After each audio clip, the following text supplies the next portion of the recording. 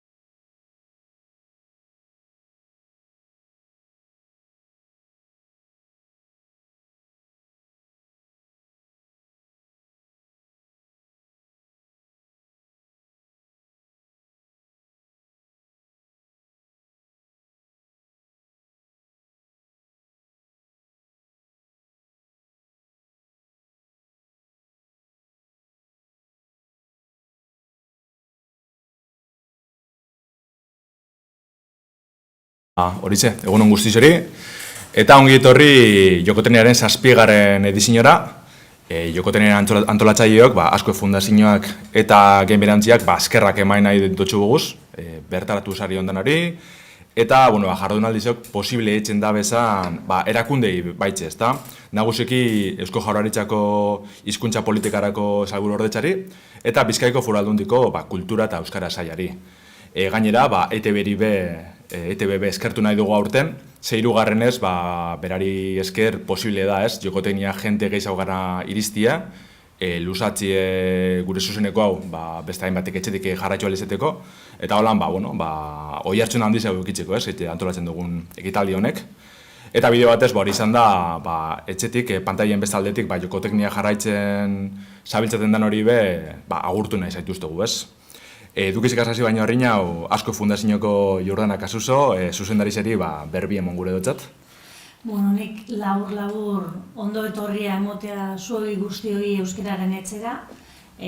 Asko Fundazioaren sede edo egoitza dan etxe honetara eta euskararen sustapenerako egiten diren ekitaldi ezberdinek barru hartzen dozen espaziora. Landarek esan dauz, 7. urtez, bideojokoen inguruen berbaz, euskeraz eta hori oso posgarria da guretzako, uste dugu alkarlan oparo izaten ari dela, tartean ere aurreko edizio batzuen edukiak publikatu ditugu, lan horretan ere jarraitu nahi dugu. Eta besterik ez, datozen orduetan uste dut asko ikasiko dugula, ikuspegi ezberdinak, ikasleen ikuspegi ere oso garrantzitsua da, jardunaldi honetan eta azken mailingurua ere oso interesgarri izaten da. Orduan besterik ez, aditu itziko deutzegu hitza, eta gure aldetik lanean jarraitu dezagula eta holako jardunaldi gehiago eta topaketa eta ekimen gehiago egin ditzagula. Hori, eskerrik asko Jordana. Eta 7. urtez Euskal Herri zen bideojokuen lanari agerikotasune emonea dutxegu. Ez da Euskal Herrire begire jartzen garen lehenengo aldize, ze hori ganera ospatzeko gala uste dugu, ez? Bideojokuen industrizek azten jarraitzen dugu gure etxien. Iraien antolatu gendun adibidez, Euskal Gemilean 2 topaketan, programatzaile, diseinatzaile, artista, musikagile, euskaldunek batu gendu zen. Adibidez, dekogun eta izen aldogun ingerra aditzera moteko. Irudibena da bidea, dino Jokoteknian leloak. Ze Jokoteknia bideojokuntzako tokize dela agerikoa da, ezta? Ez aipatu dugune gaitzi bakarrik, biltzarrien industria honi lotutako askotariko edukizek eta adituek eukitzen duguz. Eta aurten bide berari ekin nahi dutxago, bideojokuek Euskal Herritik jasotzen da bena agerizen jartzeko eta bultzatzeko baitxe bai. Esan dugu modun, beste urte batez askotariko adituek ekarri duguz Jokotekniara, bideojokuen kontsumo ohiturei eta arriskuei begira jarriko gara hasteko, itzulpen gintza eta euskaratutako jokoak izango dira ardatz bestalde bigarren hitzaldi zen. Ondoren, indie estudio bateko diseinatzaile grafikoak marketing arlora eroango dozku, bere berezitasunek eta erronkak aipatuz. Eta hitzaldizekin bukatzeko artista nagusi zen kargu ezagutuko dugu Euskal Herriko estudio batean lanetan barneratuz. Hitzaldizek entzun ondoren, urtero lez, Bizkaizen bideojokuen garapena ikesten daben zentroetako ikasliek osatutako mailinguru hasiko dugu.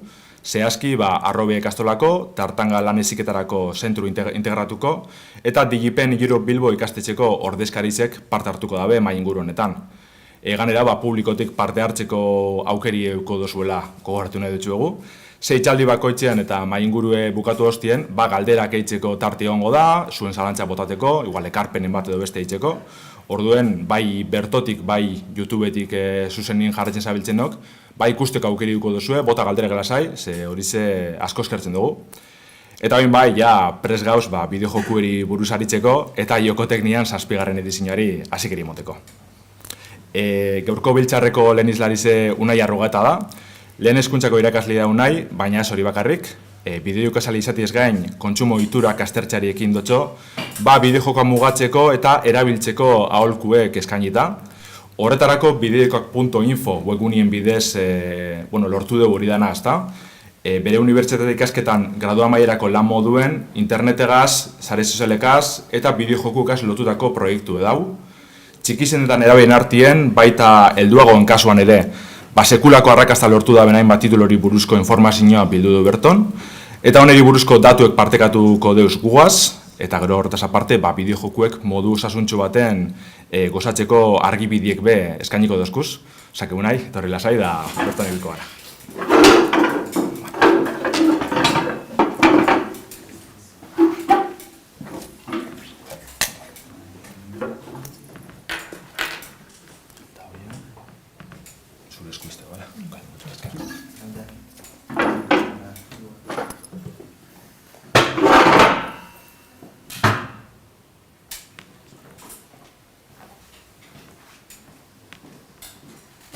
Ematen dugu bokera, aurkezpen handituteko.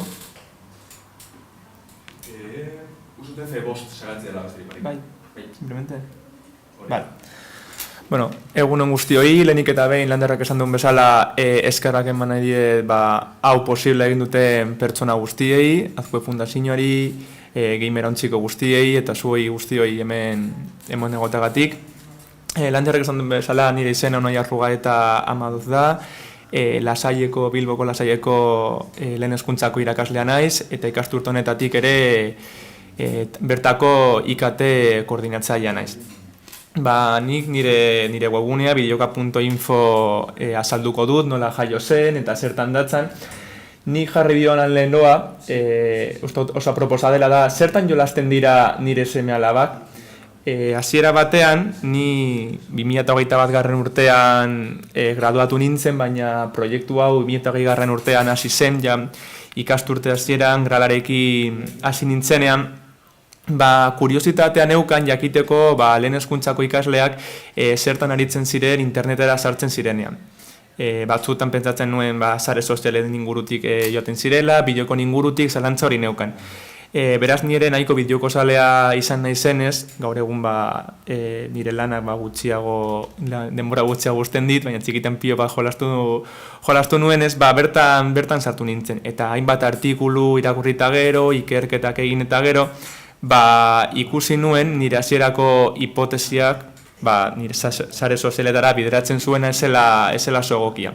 Eta ikusi nuen, lehen hezkuntzako ikasleak, lehen kontaktua, interneten lehenengo kontaktua, bideokoen bidez ematen zutela.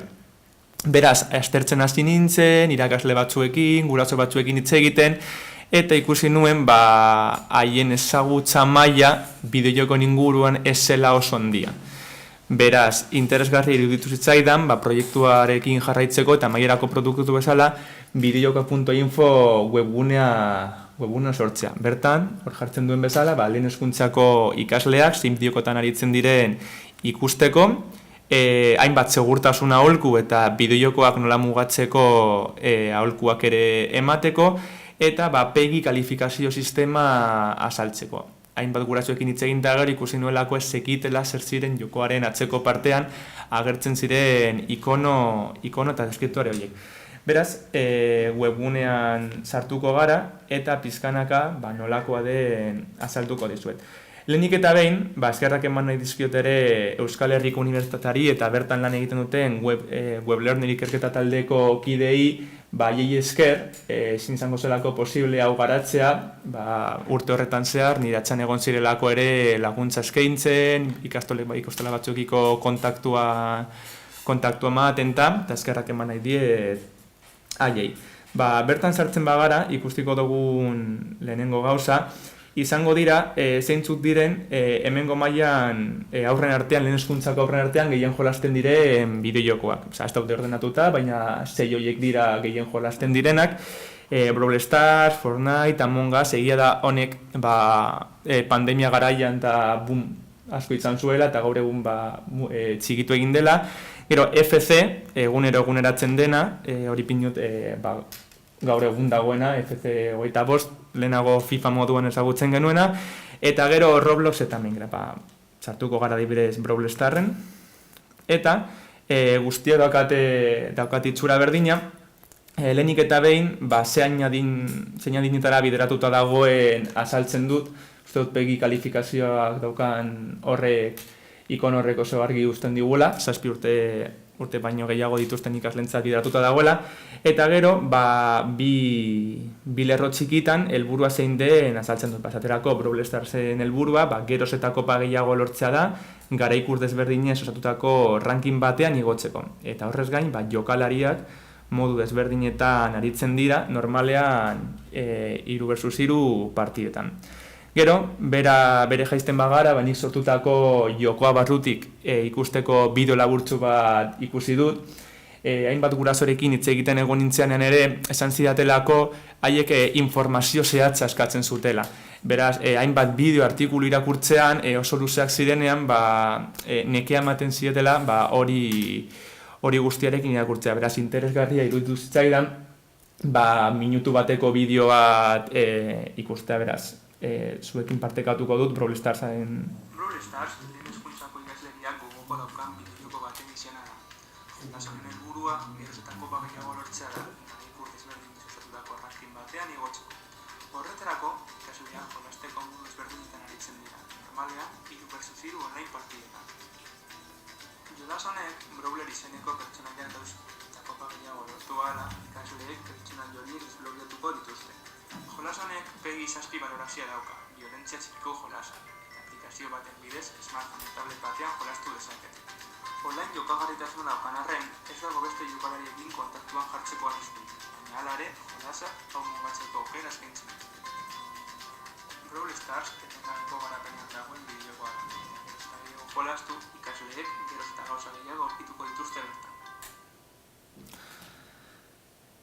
Bideo labur hauen helburua, 54 segunda hobetan, bi helburu nagusi dauzka, alde batetik informazioa baliatzea, guraso eta irakaslei, eta beste alde batetik, bideojokoa barrutik nolakoa den erakustea irudi txiki batzuekin. Gero behan, beste hainbat deskriptore dauzkagu, kasu honetan niretzat garrantzitsuak direnak eta kontuen hartzekoak, badira violentzia estenak dauzkala, jolas honek, gero nahiz eta PEGI 7 balorazioa izan, kreditu txartela eta erosketak egiteko aukera dagoela, eta gero online jolasteko eta beste pertsona batzuekin kontaktuan jartzeko aukerare ematen duela. Batez ere, bi hauek dira niretzat alarma gorria edo bertan ikuspuntua jarri behar dituguna, ez dodalako zentzu handirik ikusten, PEGI 7 balorazioa daukan, suposten da 7 urte bitarteko aurrei bideratagoen jolas batean, kreditu txartela emateko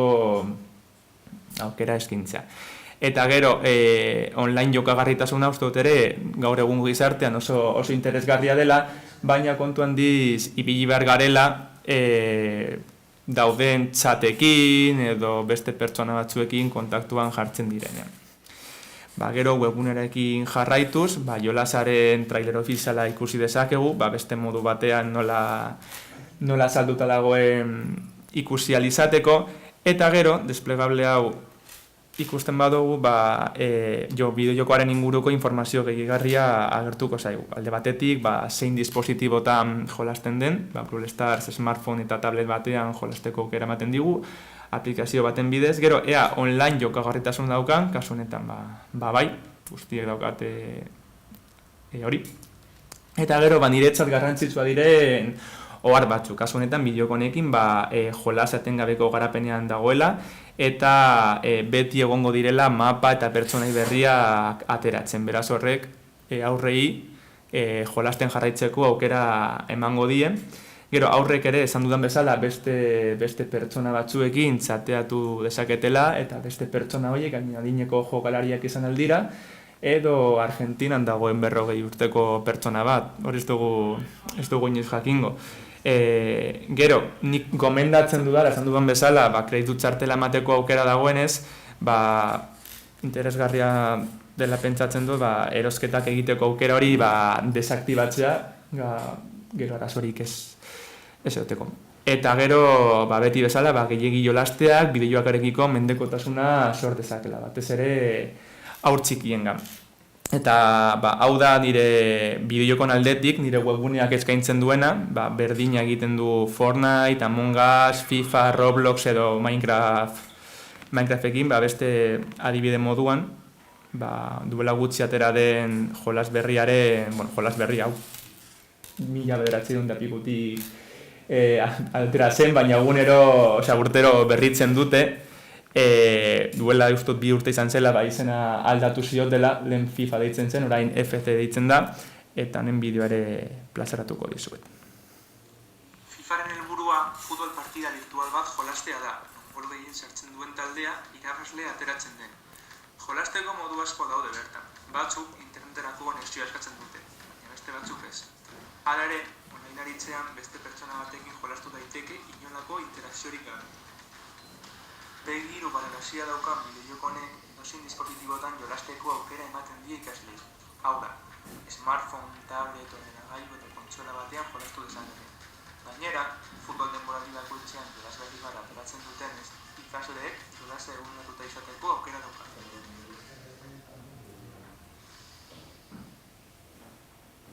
Brawl Starsekin egin dudan bezala, kasu honetan 42 segundutan saiatu naiz laburtzen zertan datzan jolasa eta pizkatxo bat ikustea nolakoa den barrutimo. Kasu honetan bideo hau 2021 urtean grabatu nuenez, bertan agertzen diren irudiak urte horretakoak dira, baina urtero aldaketa gutxi egiten dituzte. Gero ere trailer ofiziala dago, informazio gehigarria, eta bideojoko guztien azpian lau atal txikitsu hauek daude, alde batetik kalifikazio sistema, hau da, adinaren inguruko informazioa, eta beste batetik zeintzuk diren jolasen edukiak. Hemen laburki azaltzen ditut niretzat garrantzitsuenak direnak, baina gurasoek eta irakasleek zeintzuk diren ulertzeko, hemen pegi zertan datzan, eta daude pegi okeia existitzen, baina jolas batzuk daukatenez, interesgarri iruditu zaidan hor jartzea, eta zertan datzan bakoitza, ez dela bakarrik 7 bat ikusten badugu, ez du esan nahi 7 urtetik gorakoak dela, honen atzetik esan nahi du hor txikenak beldurtu ditzaketen estena edo soinuekin egindako jolasaren edukiak kategoria horretan sartuta daudela, indarkeria modu leunak daudela, ez realista, baina indarkeria dela beraz. Zertan jakiteko zergatik kalifikatu dituzten horiek, hemen informazio hori plazaratzen dute. Hemen goian ere pegi desplegablea hauek daude, etiketekin egon gara eta deskriptoren barruan berdina.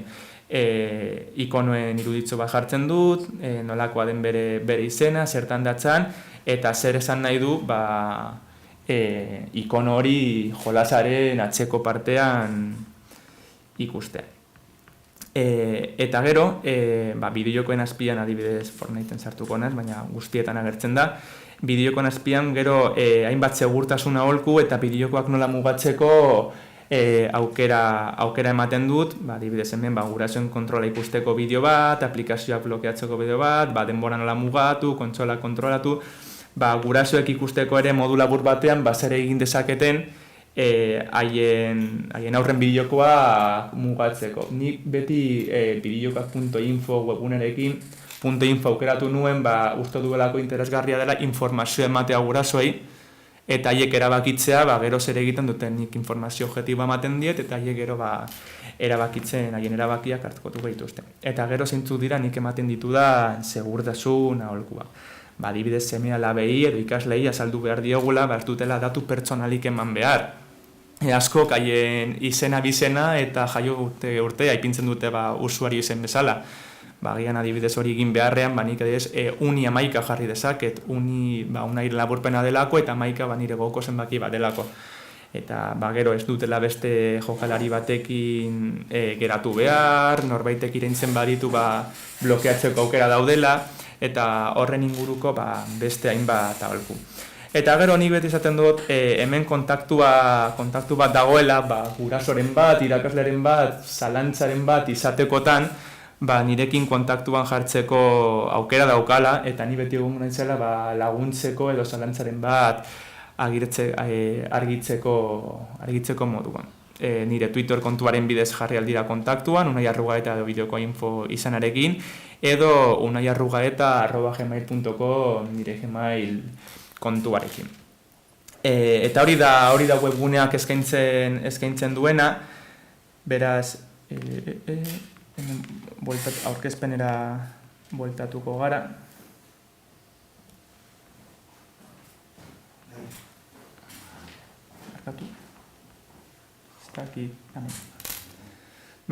Beraz, non jolasten dira galdera plazaratzen dizuet, ze gurasoentzat eta adibide moduan nire Nintendo DS-a ekarri dut, guraso pilok non jolasten diren galdetzen didanean horrelako kontsola bat etortzen zaie burura. Edo PSP bat, edo Nintendo 64, eta jolasak nolakoak diren esatea, hemen ekarri ditut, nik gogoko ditudan Pokemon Esmeralda eta Pokemon Berde Hoja jolasak, horrelako kartutxoak etortzen zaizkie buruan.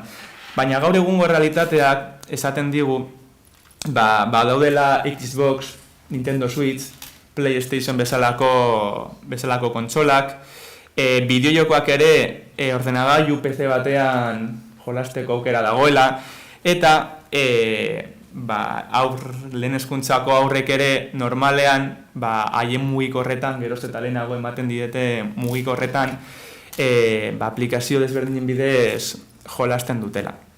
Beraz, amaitzeko azaldu nahi dizuet adibidetxo bat. Hemen daukagun hau nerea da. Eta nereak 18 urte bete ditu gaur. Beraz, haien gurasoek opari bat egin diote. Auto bat. Baina ez da auto arrunta. Ferrari bat oparitu diote. Ferrari bat jarri dut, badire bat jartxarren. Auto superon bat. Baina ez diote inolako formakuntzarik eman. Ez diote karneta ordaindu, ez dira nerearekin zeri hitz egitera. Zer gertatuko zaio nereari kotxe hartzen duenean? Aurrera joan eta talka egingo duela. Ez duelako aurretik inolako informaziori jaso. Kotxean sartu da eta ez daki nola erabiltzen den. Beraz, bideokoekin eta internetekin berdina pasatzen da. Nere izan beharrean, aitor jartzen badugu, 18 urte bete beharrean, 9 urte betetzen baditu, eta auto bat oparitu beharrean, kontsolaren bat, ordenagailu bat, mugikorren bat oparitzen badiogu, eta ez badiogu inolako formakuntzarik, inolako informaziorik ematen, azkenean aurrek ere talka egingo dute. Beraz, batzuetan errua txikiei botatzen diogu, eta hemendik ere barkamena eskatu nahi diet txikioiei batzuetan errua helduona delako. Oso erraza delako aur txiki bati, 4 urterekin, jatetxe batera joten garenean ez molestatzeko mugikorra ematea, eta bideojoko edo YouTubeen sartzea. Hori oso erreza da. Baina uste dut irakasle moduan, guraso moduan, eta gizarte moduan, erantzunkizun handia daukagula, eta ez duela balio, aur bati, zeozer ematea, inolako formakuntzari gabe. Eta heldu moduan ere formakuntza hori jaso behar dugu, informatuta egon behar gara, bestela, txikiek talka egingo dutelako, eta gure txikiak etorkizuneko gizarteko partaideak izango dira. Beraz, gizarte moduan aurraian nahi baldin badugu, denau daukagu erantzukizun hori. Eta hori izan da guztia. Mi esker.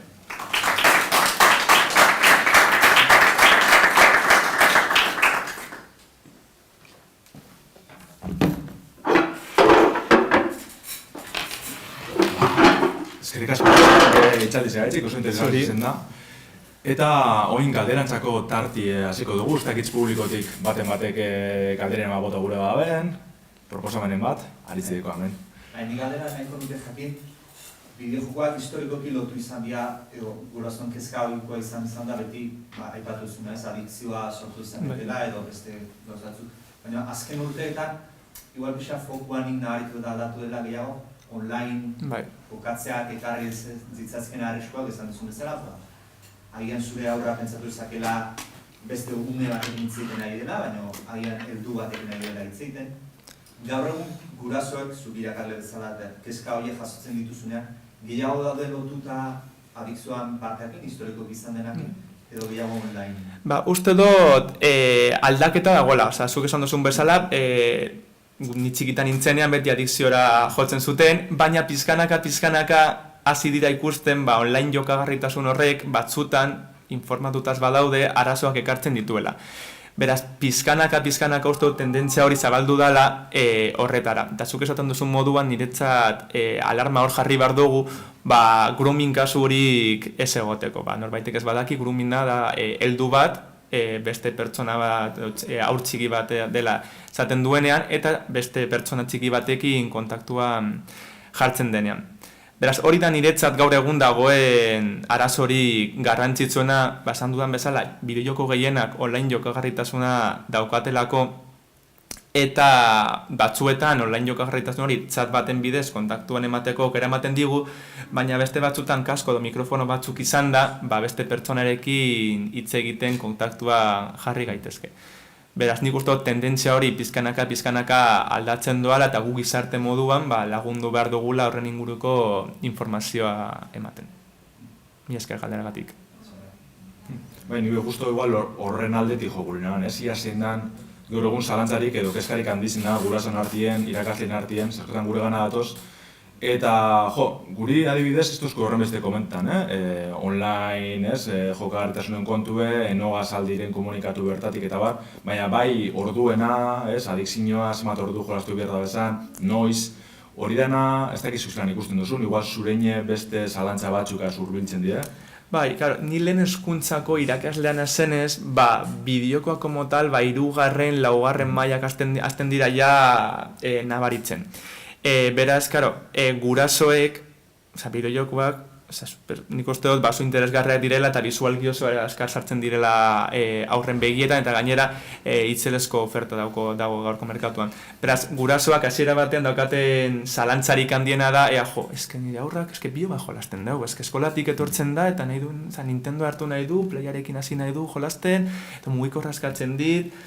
Eta hasiera batean, zalantz hori da, baina gero zetan guztiak egon ja, 5., 6. maila DBH-era pasatzen direnean, gurasoak hasten dira konturatzen, benetan fokoa jarri behar dugula online jokagarritasun horretan. Eta batzuk ere, kreditu txartelarena nabarmentzen duten. Ze batzutan ez dut ulertzen, zergaitik adibidez Fortnite jolasean, zergaitik aurrek urtebetetxerako eskatzen duten oparia eskin berri bat erostea dela.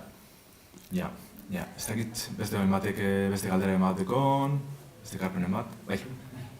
Ez dakit urrandegi handieketan sartuko nahi zen. Egin daukat, seme bat, pizkat helduagoa, baina hori, jokoetan baino gehiago, eta, espatu dituzu, indarkeria eta hori batez ere hizkuntzari kontuan, ikusten duena da, Brawl Stars esan duzun hori, horrelako jokek, ematu dutela sarbidea, batez ere sare sozialetan, ez dakit ez, influencer partidak ikusteko eta horrela zabatzen da, kriston mundua, hor ez duzula zer kontrolatzen zen.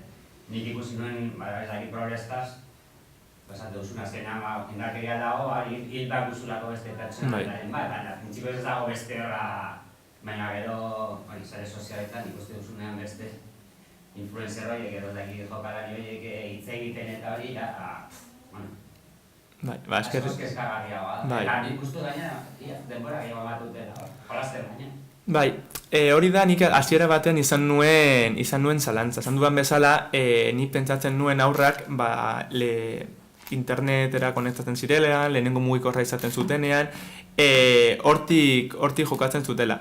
Egia da, Euskal Herri mailan errealitate guztiak ez direla berdinak eta egongo direla leku batzuk non YouTube, Twitch eta horrelako lekuetara bideratzen diren eta beste batzuk bideokotara.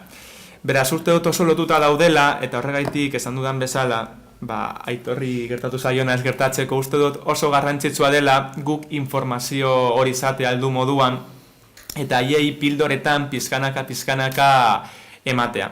Guk mugikor bat, tablet bat ematen badiegu sarbidea izango dute leku guztietara, YouTube, Twitch, edo zin bideojoko deskargatzera.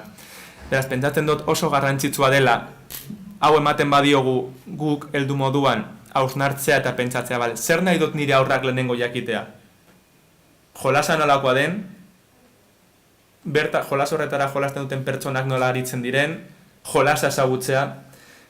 Beraz, nik ni uste dut nik egin dudana dela informazio hori eman, gero gurasoek baloratzeko eta haiek aukeratzeko zer egiten duten. Gero, egizedaz, gabizamen bideratzen gure begiradana joku violentoari edo kontrole bideratizenak apurotara kastatxunak, baina badagoela beste kategori bat, ez da, joko atseginek edo wholesome games honek. Alan dabe ez da belortzen hormezarrak azalde batetik sare sozialan bidez, influenceran bidez eta bar, baina gurasoak be hortik segurunik ez da bezagutzen, ez da bezalako beste mota bateko jokuek dauzela ezagutzen. Horren ez dakiz eruzte zein zeleiken bidie hori irakusteko, ez alako beste mundu dagoela bideo jokuen barruen nun igual joku atsegin hauek, erakargarrezeko kumintzat eta tabar existitzen dizela. Osa, ez dakiz ze pauso monaldi zen hor... Nik beti esaten dut, ni eske galdegatik, nik beti esaten dut berdina, dala informazio izatea, ezagutzea, osea, nik uste dut, helduok beti ezagutu behar dugula realitate hori aurrak baino lehenago, eta familia askotan gertatzen da, nik gurasokaz hitz egiten dudanean, ezken nire aurra torri esaten YouTubeen ikusi duela tarara, edo bideoko naudela, zer da hori? Eta nik esan du, zuk hori ezagutu behar duzu lehenago, beraz, nik esaten dudana da, gurasoei informazioa ematea, zuk pentsatzen badozu, 10 urterekin mugikorra emango diozula aurrari, bagian 9-8 urte dituenean, hasi behar zara informatzen, hasi behar zara hausnartzen, zertarako emango diozun, zeintzuk diran helburuak, gero bestela aurrak mugikorra kontsola ordenagailu hartuko duelako eta nerari gertatu zaion bezala, talka egingo duelako. Ez hori da, informazioa jasotzea eta hausnartzea zertarako eta zer egingo duten dispositibo eta bideoko horregaz. Oso, ez gu horretan emitzen gara apurutez, informazio hori eskaintzen da izan hori da garrantzitsuna zen finen, eurek lehenengo interes hori ukitzi informetako eta hortik ezagutzeko ez. Unai, eskerrik asko zure itxaldize oso interesgarri zen da, gure txako bat ez bez, bide horretik jotzen dugu lezue, bide berdetik. Hori eskerrik asko, eta aurrengo baten bideojokak.infok beste eskaintza baten moten duzkun, edo eguneratzen doan, ez? Bideojoko mundu asken finien behin da barriro aldatzen doana da. Eguneratzen da. Eta hori be, gure aldetik jarraitzu inber dugu, ez? Guraso moduen, etu moduen, gure lana da hori jarraitzea. Eskerrik asko. Mila esker.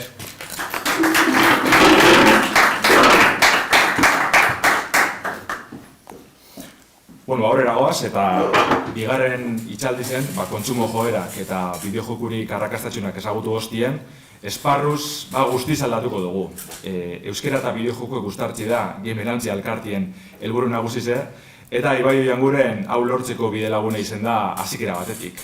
177 bideojoko dukoguz gaur egun euskarazko bideojokuen zerrendan, bertan bildutako hainbat eta hainbat lokalizatu deuz Ibaik. Papers, Please, ezagunegaz hasi izan, baina hostien Hollow Knight, Inside, Hyper Light Drifter, edo gure gamergeletan horren arrakastatxo dizen Kopanito, zein Pamel Party euskaratzi arduratuta, bestiak beste.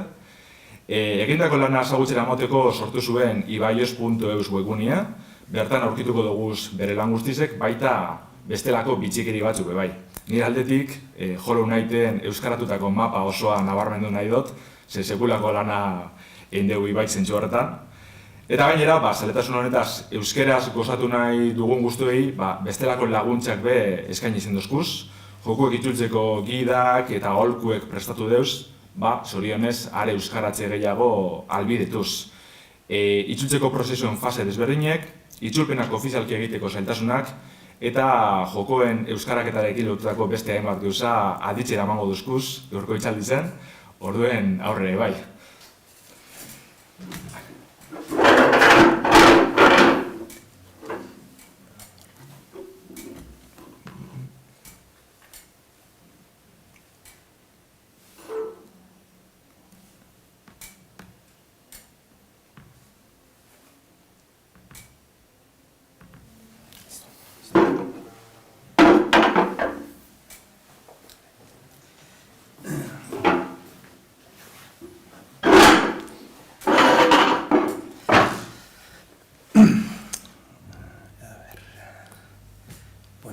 Egunon, lehenengo eta behin argitu nahi dudan gauza bada, ni ez naizela itzultzaile bat, ez daukat ez gaitasunik, ez gogorik, ez asmorik itzultzaile izateko, baina euskarak bideojokoetan apenas lekurik daukanez, nire denbora librean jokoak itzultzen ditut. Hori argituta, honi buruz hitz egingo dut. Lehenengo itzulitako jokoen errepaso bat egingo dut. Gero itzulpen lanetarako tresna batzuk aipatuko ditut. Itzulpena ofizialki bideojokoetan gehitzearekin izan dudan esperientzia azalduko dut. Mundu honetara sartu nahi duenarentzako aholku batzuk emango ditut, eta azkenik euskarak bideojokoen munduan daukan egoerari buruzko nire iritzia emango dut. Gaztetatik software libreko proiektuak itzultzen lagundu izan dut, baina bideojokoak itzultzeko mundura jauzia nuen eman 2017-2018 ingurura arte, Papers, Please jokoa ezagutu nuen. Lucas Pope garatzaileak itzulpenari buruzko, garapenari buruzko argibideak azaltzen zituen foro batean, eta hor ikusi nuen itzulpenak egiteko tresna bat sortu zuela, eta erabaki nuen probatu egingo dut. Papers, Please jokoak bi herrialdeen mugako kontrolgune batean kokatzen zaitu, askotariko dokumentuak aztertu eta erabaki behar duzu aurrean duzun pertsonari pasatzen utziko diozun edo ez. Eta atzetik humorea, historia dramatikoak eta beste gauza asko ditu. Eta bideojokoen munduan oso kritika onak jaso dituen jokoa da. Eta momentu honetan maite mindu ninduen jokoak. Dokumentuen diseinua, txartelak, posterrak, gainera askotan itzuli behar izan nuen Paint erabilita eta asko gustatu zitzaidan prozesua. Gamer ontziako komunitatean oso harrera ona izan zuenez, bultzatu ninduen beste joko batzuk itzultzera, eta hurrengo urtean 2008an Kopanito bideo jokoa, futbol jokoa itzuli nuen. Berez ez zaizkit futbol jokoa gustatzen, baina hau entretenigarria iruditzen zitzaidan, lagun artean jolasteko, eta gainera grafikoak, marrazki bizidun estilokoak ere asko gustatu zitzaizkidan. 2008an Game Makers Toolkit YouTubeko kanalean Lucas Popen urrengo jokoaren berri izan nuen, Return of the Obra Dinn, grafikoki oso berezia den joko bat da, eta batez ere goroipatzen zen benetako detektibe jokoa delako, benetan burua erabiltzera behartzen zaitu eta gaur egun horrelako jokoak gero eta gutxiago daude. Baina itzultzeko gogoa eman zidan elementu honek, liburu honek, jokoaren elementu zentrala den liburu honek, jolastu duenak badaki, benetan esku aurrean liburu bat izango bazenu bezala dagoela eginda, horri aldeak nola pasatzen dituen interfaze guztia oso ondo garatuta zeukan, eta euskaraz izateko gogoa piztu zitzaidan. Arazo bat neukan, aurreko jokoekin ez bezala, itzulpenerako fitxategiak ez daudela eskuragarri. Baina zorionez modin foroetan aurkitu nuen Unity motorrarekin egindako jokoak nola itzuli tresna batzuk, eta horrekin aurrera egin nuen.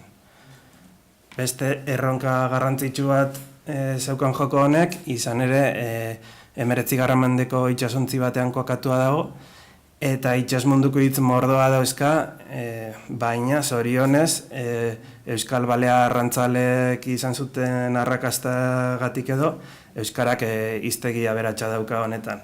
Kostata topatu nituen liburu eta hiztegiak hau itzultzeko, eta maitzarekin nahiko gustora gelditu nintzen.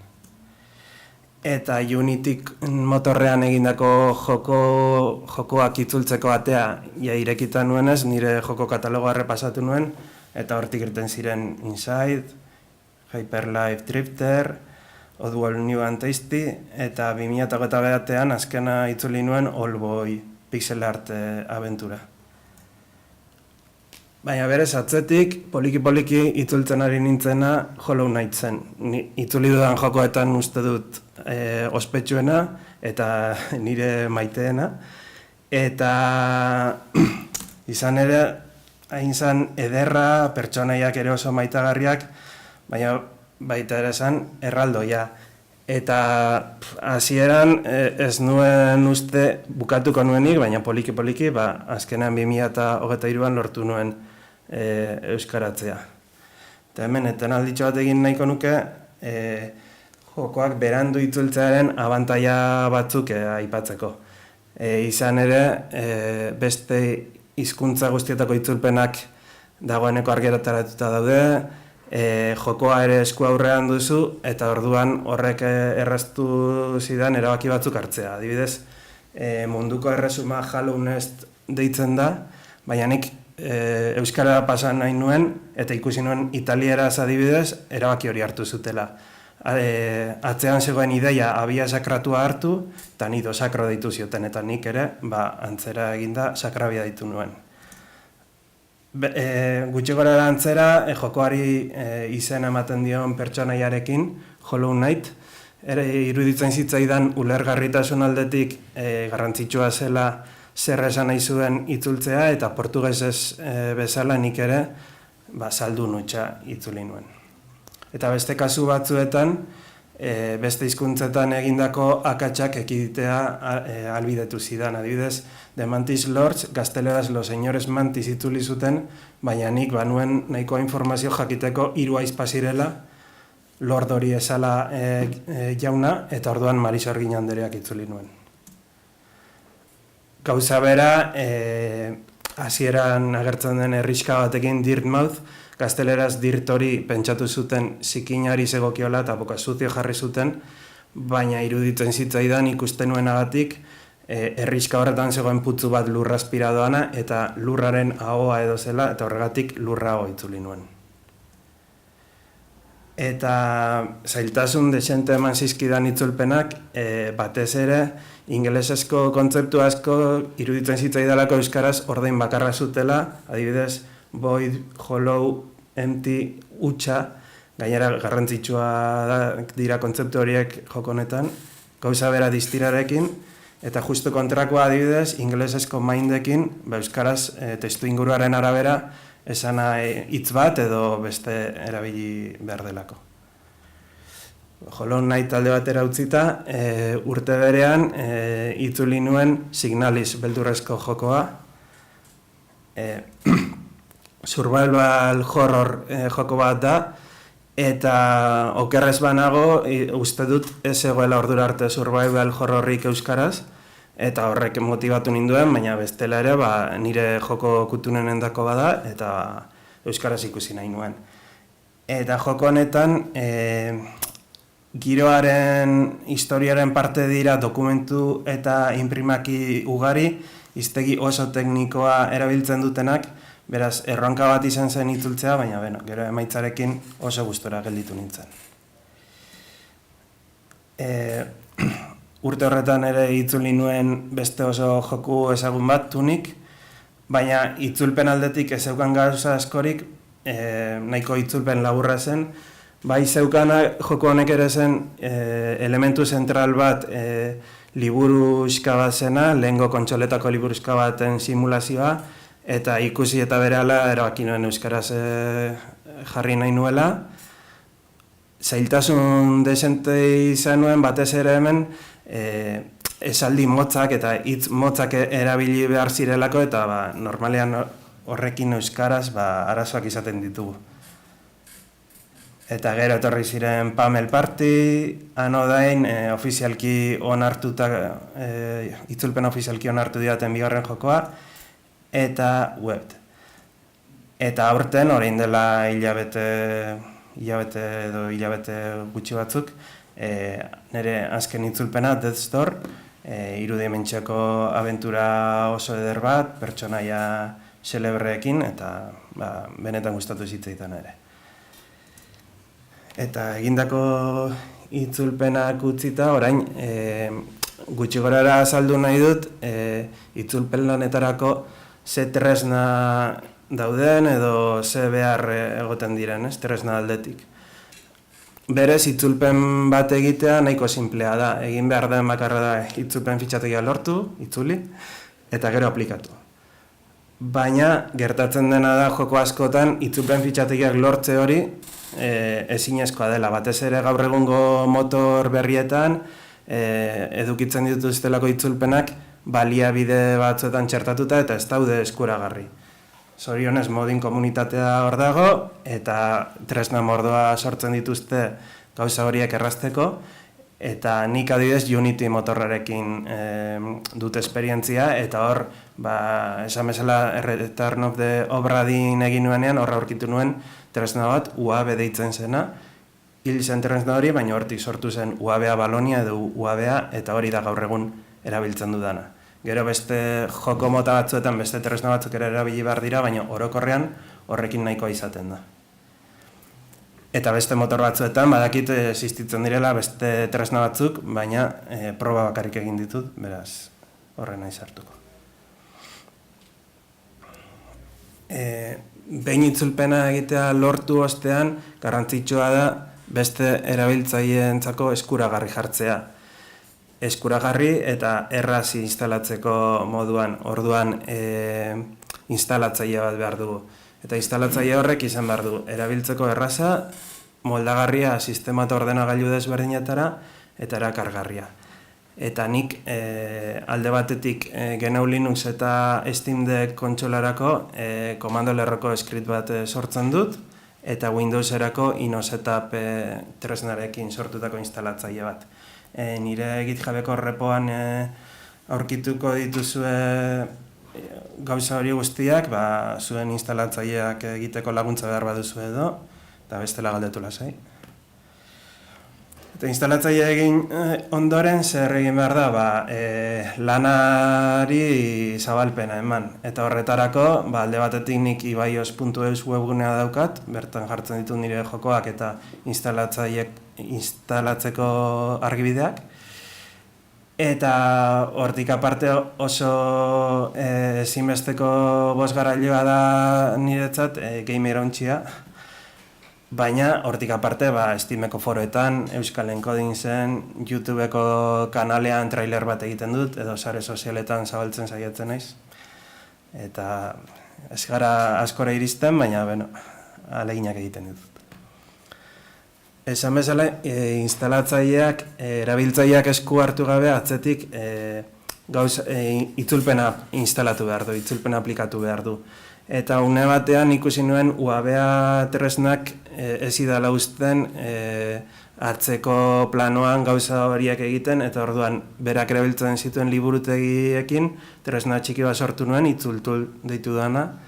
Oraingoz hori egiten du, atzeko planoan gauzak egin, baina etorkizunan nire helburua da itzulpen lanak errazteko tresna gehiago jartzea. Hemen daukazu ere repoa, itzultul tresna deskargatu alizateko. Gero garrantzitsua da, eta agian ahazten dugun gauza bada, itzulpenaren mantentze lana. Zergatik, jokoak eguneratu egiten dira, batez ere lehengoko urtean edo 2 urteetan eguneraketa jasotzen dituzte, eta eguneraketa bakoitzean itzulpena kendu, zuk instalatu duzun itzulpena desagertu egingo da.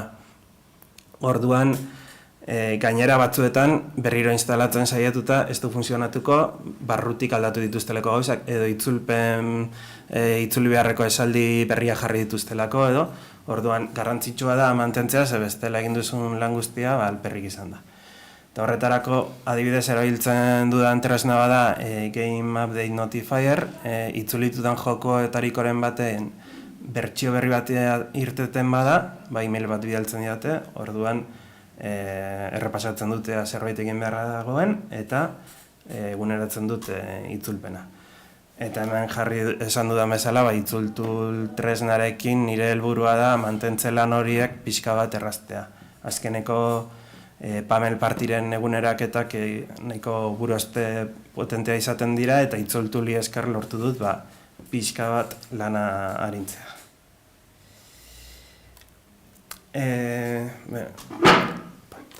Bideojokoetan itzulpenak ofizialki onartzeari buruz lehenengo argitu nahi dut ze garrantzia daukan horrek. Zen orain arte hitz egin dudan guztia da nire itzulpenak behintzat PC-ko jokoei aplikatu ahal zaizkienak. PC-koak edo Steam Deck kontsola, baina atzetik azkenean ordenagailua da. Orduan, jokalarien publikoen zati handi bat galduta daukagu alde hortatik. Eta gero, gainera, jende gehienak ez du ezagutuko gehi merontxia, ez ditu ezagutuko euskarazko itzulpenak, beraz horrere komunitate gure publikoa oso murriztuta geratzen da. Aldiz, itzulpen bat ofizialki onartuta dagoenean, lehenengo gauza, kontsoletan segurenik, eskuragarri egongo da itzulpena, eta gainera hizkuntza aldatzera doa zenean, orduan ikusiko dute euskarazko aukera badagoela. Papers, Pleasen gertatu zait, beste bide batzutatik nirekin kontaktuan jartzea, eskerrak ematen, euskal bideojokoen komunitatearekin inongo loturarik ez duen jendeak. Eta nire esperientziari dagokienez, Papers, Please izan zen lehenengo onartutako itzulpena, garatzaileak Lukas Pupek oso harrera ona egin zidan, baina eta gero bigarrena anodain kontratu bat eta guzti sinatu nuen bere bi joko itzultzeko, bigarrena zitzaidan gustatu eta ez dut itzuliko. Baina hortik aparte, eseskoak gutxi jaso ditut, jasotzen dudana da erantzunik eza. Saiatzen naiz kontaktuan jartzen, batzuetan ez dakit jaso duten nire mezua edo ez, eta hori da zoritxarrez egoera. Eta urte hauetan ikasi dudana da, gakoa dela une egokian ate egokia jotzea. Beraz, une egokia normalean da, argitaratu aurretik, edo bestela asko jota hilabete batzuk geroago. Orduan izaten dituzte eguneraketak, baina aldela argitaratu aurretik. Horregatik orain saiatzen naiz, argitaratu aurretik demoak aztertzen, ea ze joko gustatzen zaidan itzultzeko gai izango naizen, eta itzulpena garaiz lotzen. Datorren urtean lotuta daukat itzulpen bat, eta horri esker da, igual argitaratu ostean eskoa jasoko nuen, edo ez nuen erantzunik jasoko. Hori da. Orduan, ikasitakoarekin eman alditudan aholkuetan, garrantzitsuena agian da motivazioa. Batez ere itzulpena ez denean itzulpen motz bat, erreza da hasieran gogo askorekin itzultzen hastea, baina bukatzen kostatzea eta erdibidean uztea. Orduan, motivazioa zerek ematen dizun. Batez ere jokoa gustatu behar zaizu, eta gero izan daiteke joko mota hori euskaraz ez existitzea, edo pentsatzea jokalari askori interesatzen ziren jokoa dela, edo zer, baina hori. Motivazio bat izan behar duzu, momentu batean aurrera egitera laguntzen zaituenaz. Orduan, jokoan aukeraketa ere garrantzitsua da, eta askotan bururatuko zaizu agian, zertarako balio duen guzti honek, bi jokalarik euskaraz jolasteko, baina euskara inguruan badakigu batzuetan ekintza txikitxo batekin, gero ondorio ez dakizu, agian ondorio garrantzitsuren bat lortuko duzu, beraz. Egin behar duguna da gure aletxoa jarri, euskarazko jokoen katalogoan, eta agian noizbait zerbait lortuko dugu. Eta mantentzea kontutan hartu, adibidez, early access dagoen joko bat itzultzen hasten bazara, seguru itzulpenak lan asko emango dizkizula, beraz, kontuz hor. Hizkuntzari dagokionez, oso garrantzitsua euskarazko edukiak kontsumitzea, ikusentzunezkoak, idatzizkoak, gero itzultzerako orduan asko laguntzen dizulako, berehala inkontzienteki etorriko zaizkizulako itzulpenak. Eta oso garrantzitsua ere jokoaren giroa ulertzea eta mantentzea. Adibidez, Hollow Knight jokoan iruditzen zitzaidan beti asperenka hitz egiten zutela. Eta euskaraz teorian interjekzio horietan A, O, H-ak ez dira erabili behar, baina iruditzen zitzaidan H horrik kendu eskero jokoaren giroa ondatzen zela. Orduan mantendu nituen. Edo Signalizen protagonista gehienak androideak dira, eta orduan dago oso hiztegi teknikoa, esaldi luzeak, eta hori gehiegi errazten banuen ere, giroa aldatzen zen. Eta azkeneko aholku moduan, komunitate bat dagoela horratzetik eta eskatzeko laguntza beldur gabe, adibidez, gamer ontzian itzulpenen talde bat dago, eta beti daude prest laguntzeko. Eta hau, denbora librean egiten duzun hobby bat denez, ez izateko presiorik, zebestela oso erraza da erretzea. Eta alperri da. Eta bukatzeko, euskarak bideojokoen munduan daukan egoerari buruz, hitz batzuk, egoera ez da ona, badakigu danok, baina argizpi batzuk ikusten ditut, eta horiek nabarmendu nahiko nituzke. Alde batetik, komunitatea, ikaimera ontsia eta horrelako taldeak, eduki sortzaileak, nik adibidez kriston suertea izan dut, itzulpenetan, zuzenketetan eta lagundu nautelako, eta itzulpenak zabaltzen. Zuzenekoak egin dituzten itzulpenekin Jokin Pedreño, Ekinteekin, Lander, Riberrok, orain dela hilabete edo bukatu zuen Tasio Zudupek Signalizen zuzenekoen sail bat, eta horrek izugarrizko indarra ematen dizu, eta aurrera jarraitzeko nire ustez oso garrantzitsua da.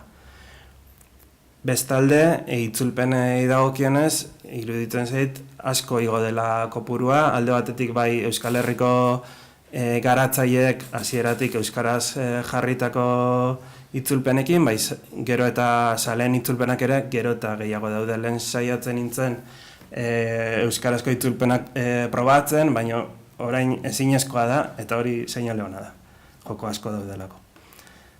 Eta azkenik, iruditzen zait oso garrantzitsua dela, falta zaigun gauza dela ikusgarritasuna. Edapena ematea, berdin da ze lan egiten dugun, ez bada zabaltzen, ez dugu gauza askori lortuko. Eta hor, erakunden aldetik edo iruditzen zait lobby lanen behar edo dagoela, beste kasu batzuetan ikusentzun askoetan eta egin den bezala, bideojokoen munduan ere garatzaileak, argitaletxeak bultzatzeko euskara sartzera. Eta, hau izan da dana, eskerrik asko.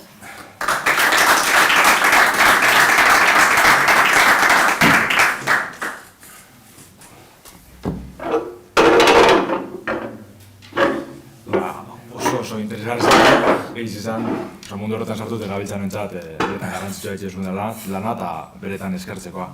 Baina bai binaz depora ustezen oin ja, galderan, tarti hasitze. Depora ustezen ez, komentu dezule zelan zabaldu joku hori, zelan heldu geinken ez, publiko zabalau baten gana, eta hor, badauz tresna batzuk, badauz aukera batzuk, eta hortik jo duzu gero joku ofizialki euskara dute egotera, eta holan plataforma gehizautan egotera, ez? Kontsolatera aldu zenke, mugikorratara, ez? Eta bestelako leku batzetara. Alan da behor, nik beti ikusi dut dekugule arazo bat, ez? Naiz eta Nintendo Switchen edo PlayStationen joku betu euskaraz egon, publikoak ez teko biderik, ez? Jakitzeko, ez barriro, lehengo beste tresna horretara aipatute, zerrendatara eta bar. Plataformetan normalen ez da edukitzen biderik joku hori euskaraz dauela jakitzeko edo sagutzeko, ez badan justo PC-ko kasuen edo mugikorran kasuen euskaraz deko zule, ez? Sistemara gehiago orduntxe bai euskaraz hasiko datzu. Baina justo kontsolan kasuen adibidez, ez da biderik, jumbizara bai ala bai menure eta bertan zuk kuskuseatu, ez? Orduen, ez dakit zuk ze ikusten duzun ze bide edo zabalkundie lortzeko, oihartzune lortzeko?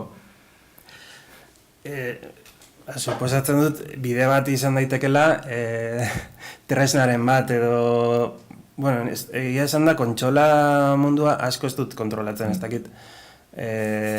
Modurik egongo zen, plugin edo lako aplikazioaren bat instalatzeko kontsolan, jakinarazpenak egiten dizkizuna, zure katalogoan joku hauek euskaraz daude, edo horrelako zerbait. Steamen munduan suposatzen dut aukera dagoela, baina garatu egin behar da. Baina kontsola munduan ez dakit ze aukera dagoen nahiko mundu itxia delako, ez? Eta orduan, ez dakit, ez bada komunikabideen bidez eta horrela, ez zait okurritzen aukera askorik. Mugikorren kasuan, claro, niri igual iritsi zaizkit batzuk Papers, Pleaseen mugikorra euskaraz zaukatenak, eta orduan defektuz Papers, Please ere euskaraz agertu zitzaien, baina, claro, kontsolen kasuan asko zailagoa da. Bai, zatan dugu zalantzea da, ez dakik usai eta jo, ez da azken finen, garatzaileikaz berbain, presandizekaz, berbain horretarako, ez dugu jarraitzen inoz. Bai, hor zaila. Nire, ez betiko itzuten galdera hori, ez da? Ez dakitz publikotik badiko zuen baten bat, ordeningoaz, lehenengo unaik botatire bai, da gero paseko garatzen antza. Nik batekot bat, nire historia laburrean, egon hiru eskoletan lan egiten, praktika kontuan hartuta 5 eskoletan, eta ikusi dudana da, gaur egungo realitate bat dela, ikasle batzuk euskara euskaraz hitz egitera derrigortuta daudela uste dutela. Ez dute euskararen kultura hori ezagutzen, eta batzutan, dependen hor, hartzen dugu euskara zigor baten moduan. Zai ondo ematen, nahiago dute gaztelaniaz hitz egitea.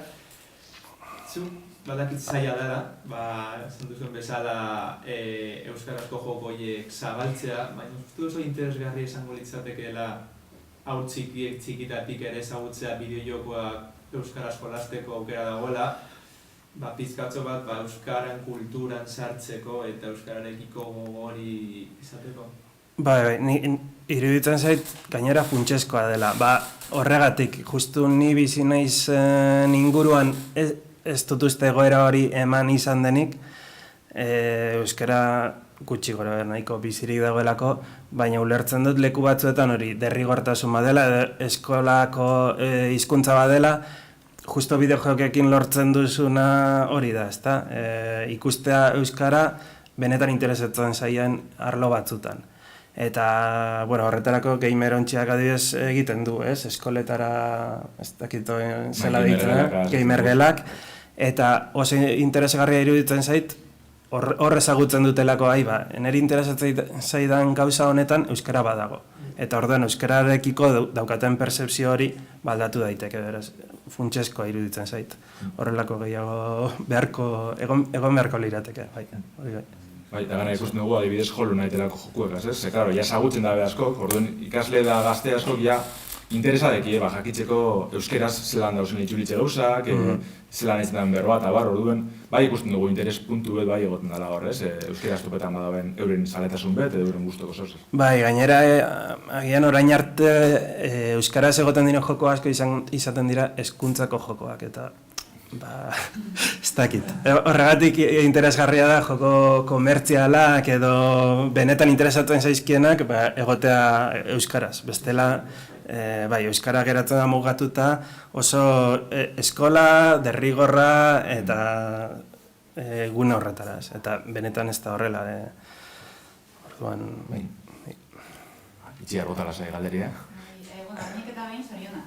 Eskerrik asko. Izugarrizko lana egin duzun, nik berrezkotu handiz ikusten dut zure lana, eta uste dut hori euskarazko bideo-jokoen historian behar duzula horri oso bat zure. Eta hori esan da, 3 galdera, baina motz-motzak. Lehenengo galdera, informatikaria ez den norbaitek egin nahi baditu itzulpenak, biologo batek esaterako egin nahi ditu itzulpenak edo zailtasun gehiago izango ditu fitxategi horiek aurkitzeko?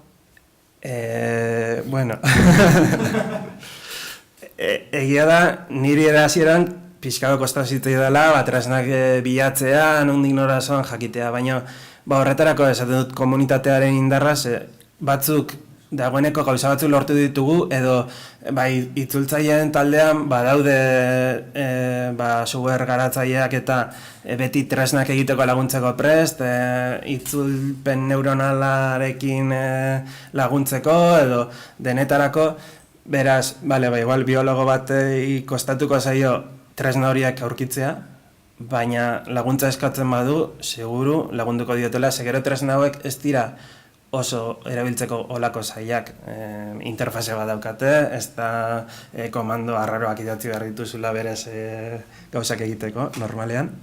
Orduan berez, baina laguntza eskatuta normalean, bai. Horrela ea, bolondrezak aurkitzen ditugun, ez da? Hori da. Norbait eta esaten badu nik lagundu bilatuko didazue joko bat agian informatikariek niretzat? Hori da, azkenean bakoitzak alduena.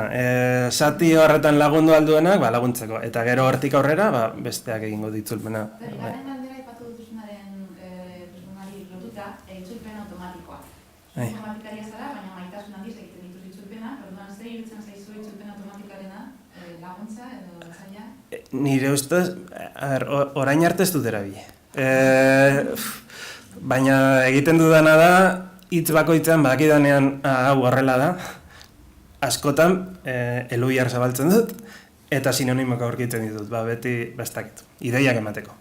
Baina egia da horrela, ez bazara itzultzaia, horregatik esan dut esan naizela itzultzaia, lan zaila da. Orduan, hori laguntzeko aukera bat da, itzultzaile neuronalekin, zitala adibidez komunitateko bat ibiltzen da, itzultzaile neuronalekin itzultzen dudana, eta gero jolasten du, eta zuzenketak egiten ditu. Beste aukera bada, nik proba bat egin nahi dut, batez ere itzulpen handiekin, itzultzaile neuronala erabili, eta albo batean eduki itzultzaile neuronalak pasada didana, ideia moduan. Eta gero, nik itzuli, batzuetan agian hartu esan didana zuzenean, edo baina laguntza moduan iruditzen zaitu oso interesgarria dela. Iruditzea daukaz, probatzen duzunean ez iruditzen zaizun, zer gaur goizan zenterako egon naizen entzuten mahai inguru bat euskaratutako ikusentzunezkoei buruz, eta hangan egiten zuten esaten zuten ez dela laguntzen, ez duela laguntzen, aberastuzuna kentzen diolako hizkuntzari. Azkenean ematen dizkizu agian itzulpen neutralagoak, eta gero zuk zuzenen egiten baduzu, itzulpen automatikorik gabe agian beste modu batean jarriko zenuke. Ez dago txarto, baina ez da zuk jarriko zenuena, bai? Bai, segurenik horregatik esatu du laguntza moduan, segurenik hori horrela izango delako. Eta gero hortik aparte, itzultzaile... Aztu zaiz, esan behar nuen. Ez dakit. Baina, bueno, hori, bai. Segurenik hori, aberastasuna galduko duzu horrekin. Beraz, bai. Bai, horregatik atzeratzen nabil proba hori egitea itzultzaile neuronalekin, esatu du, joko hau. Ez dut horrela itzuli nahi, baina, bueno, hori ere oso joko luzeetan horrelako laguntzarik ez baduzu erabiltzen, nahiko zaila da. Orduan, laguntza bada. Eta, bai, esan behar nuena zen. Eta gaina itzultzaile neuronalak normalean, gero eta hobeto daude, baina ingelesetik euskarara ez dira horren honak. Gazteleratik euskarara daude hobeak. Eta lehen erakutsi dudan moduan, orduan, gazteleraz akats bat sartzen badute, edo zerbait aldatzen badute, orduan, euskarazko itzulpenak ere, zati hori galdu du. Beraz, badauka alde txar hori ere, bai. Eta bukatzeko azinengo galde. Iria esan bizkar horrenik, batez ere etorkizunera, lehenengo gauza zorionak. Eskerrik asko. Baina hori, bizkarte dutzi beharrean, ez dakit pertsonen, ez dakit borondatearen, eduraren egoetan, adimen artifizialaren garapenarekin lan horiek guztiak automatizatuak izango diren. Ez dakit beste hizkuntza agian ez garrantzitsuetan hori egiten den, ez dakit jendea dagoen horre itzultzen eskuz edo Ez dut, asko ez dut kontrolatzen, baina iruditzen zait industria bide horretatik doala ikusentzunezkoetan, ezta? Eta esan da moduan, aberastasuna eta horrelako gauza galtzen dira, beraz, ez dakit. Ni ere ez dakit alde nagoen, edo kontra nagoen, edo erdibidean, edo zer. Baina suposatzen dut hortik joango direla. Eta adibidez, Pamel Party jokoaren kasuan, esango nuke, euskarazko itzulpena kalitate aldetik nahiko goian dagoela, beste hizkuntzetan askotan iruditzen zait itzultzaile automatiko baino txarra erabiltzen duela, eta gaztelazko itzulpenean gauza batzuk oso gaizki daude. Beraz, itzultzaile automatikoak bere alde oso txarrak badauzka oraingoz behintzat, baina ez dakit nondi joko duten. Ez dakit zor, bai, deko alderatxuet. Itzulituzun jokoen artean, badago baten bat euskaraz jatorikoa, baina kanpoko egiten dira. Nik uste dut danak kanpokoak izan direla. Baina ez, horrela tokatu delako, Eske esan duzu, itzuli duzun artean, ofizializateko eta importantia dela, aurretik kontaktatzea garatzaile. Bai. Claro, kanpoko balin bat, zu nola jartzea. Zu nola dizu, ze garatzaileik, ze joku bateko. Horretako adibidez, Steamen badago Steam Next Fest, uste du deitzen dela, eta horrelako ekitaldi batzuk, demo pila bat publikatzen dira, eta nik egiten dut demo horiek errepasatu, argitaratu behar direnak, edo Kickstarterren begiratzen ditut, adibidez Hollow Knight hortik irten zen, nik nuen ezagutzen, garai hortan. Baina hori begiratzen dut, eta jokoa gustatzen bazait, adibidez datorren urterako lotuta daukadan jokoa, Twitter bidez. Mezu zuzen bat bialdu nion, zorionez mezu zuzenak blokeatu gabe zeuzkan, eta erantzun zidan, ez nuen espero, baina Signalizen kasuan, iaia akoso egoera bat sartu naiz, garatzaileetariko baten Tumblr bilatu eta hortik bi mezua bidali, eta ez dut erantzunik jaso. Ez dakit, besterik dagoen, bestela... eskena. Jolasteko denbora geratzen zaizu. Gutxi jolasten dut eta gainera jolasten dut batez ere itzulitudan jokoetan behin eta berriro. Oso ondo etortzen zait itzulpena, adibidez Hollow Knighten historia ondo ulertzeko, itzulpenak lagundu zidan edo Signalizen, oraindik ez dut guztiz ulertu, baina gutxi gora ulertzeko, itzulpenak lagundu dit. Hortik aparte gutxi jolasten dut, hori egia da. Ez dago denborarik. Ja 11ak pasata dire, orduen ondo iruditzen batzu, bigarren itzaldi honegaz bukatutzat mogo dugu. Eta ontsi hori ze, 11etakorako tarte txuko dugu ordu erdiz, eta gero 11 eta erdizetan hirugarrenagaz jarraitzuko dugu, bale? Orduen eskerrik asko, da untxarte barriro.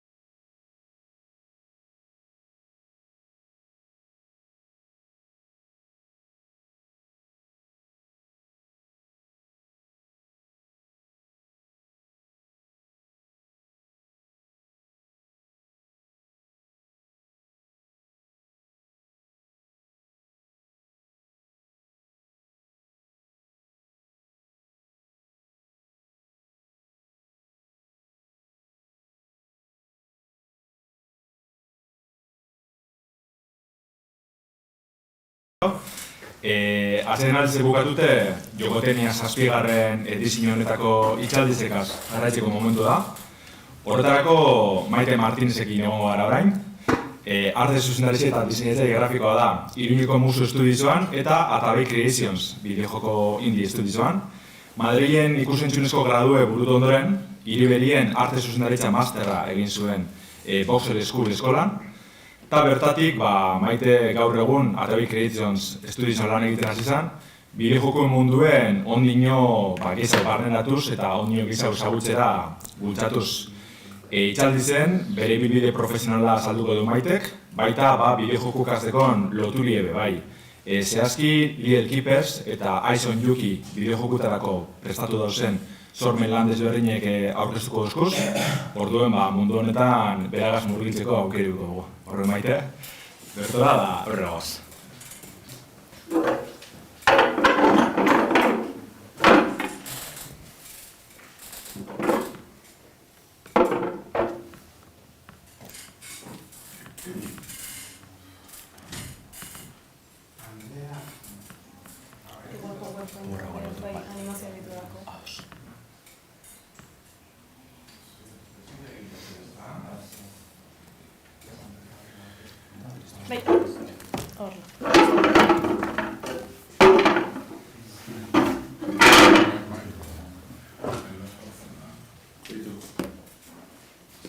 Vale. Bai.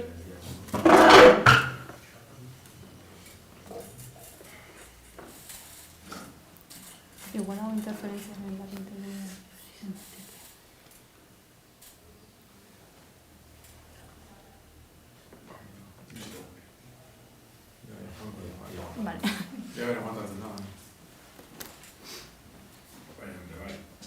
Vale. Vale, kaixo, nire hitzaldia hasi baino lehen galdera batekin nahi dizuet, eta da, benetan uste duzuen bideojokoak bakarrik saltzen direla da. Erantzuna... Oi? Zer ikusten? Ez? Txene? Orain bai. Vale. Hori, uste duzue benetan bakarrik saltzen direla bideojokoak, gure Atabei Creations Studiotik gure erantzuna ezezkoa da. Eta horregatik nik hitzaldi honetan marketingaren garrantziaren inguruan hitz egingo dizuet. Eta zehazki gure lehenengo bideojokoaren inguruan, Little Keepers bideojokoaren inguruan hitz egingo dizuet, Atabei Creations zer den azalduko dizuet, eta gure bigarren bideojoko hau ere erakutsiko dizuet, edo aurreratuko dizuet egingo ditugun gauzen inguruan, dela Ice on Yuki. Lehenengo gauza, ni Maite Martinez naiz, diseinatzaile grafikoa eta arte zuzendaria, hori, Musu Estudioan eta Atabei Creations indie estudioan. Habek dira nire Atabei Creations Studio horretan nirekin lan egiten duten beste gazte batzuk, eta imaginatuko duzuen bezala, ni hau naiz. Frantsesa diruditarren Altsasukoa naiz, 25 urte ditut, eta nire ibilbide hau ezagutzeko gauza garrantzitsu bat jakin behar duzue, nik gabonetarako bakarrik margoak eskatzen dituen, horregatik betidanik artistiko arlo horrekin konexio handia izan dut edo interesi izugarria izan dut, eta hau nire artistiko interes hori txikitatik bideojokoetan interesa izan dudan horrekin, bideojoko ezberdinetara jokatu izan dut nire nahiarekin, adibidez Radical Bikers, Crash Bandicoot, Spyro, lehen hitz egin dugu PEGI kategoria horien inguruan, nire gurasoek ez zioten kasurik egiten, eta guk Bully, Grand Theft Auto eta horrelako bideojokoetan jolasten genuen, eta gainera ere ama Tetrisean asko jokatzen zuen, eta nire aita gerra bideojoko guztietara ere bai. Horregatik nire bi arloiek elkartzean Iturramara mugitu nintzen, betxiorgo artistikoa ikastera, gero Madrilera mugitu nintzen ikusentzunezko gradua ikasteko, eta horri esker Boxer School eskola ezagutu nuen, bertan arte zuzendaritza masterra ikasteko. Orduan, hau garrantzitsua da, Boxer School bideojokoen inguruko eskola bat da, eta bertan bideojoko bat garatu behar zuten master ezberdinetako pertsonek. Orduan, nik horri esker, gaur egun Atabey Creations estudioan nago sartuta. Nola bukatu duan Atabey Creations estudio honetan? Lehenengo ezagutu behar duzue Arturo niratzen dagoena da, eta berari esker beraien TFM hori erakutsi zidaten, TFM honetan Little Keepers bideojokoa garatu behar zuten, demo txiki hori, eta marketingeko jendeak estudio moduko bat sortu behar zuten bideojoko hori munduan zabaltzeko, Steamen jartzeko edo festival ezberdinetan stand bat izateko bideojokoaren testin ezberdinak egiteko. Eta nik hau ikusi nuen, arazo izugarri bat ikusi nuen, hemen, bideojokoaren logoa, benetan erakutsi datenan beraien bideojokoa, begiratu genuen, gure masterraretik begiratu genuen ez duela erlazio handirik bideojokoarekin edo ez zuela oso ongi erakusten bideojokoa zerin ingurukoa zen, orduan bideojoko horren logoa lantzen hasi ginen. Hau izan zen amaitu genuen logoa, kargatzen bat du. Ez.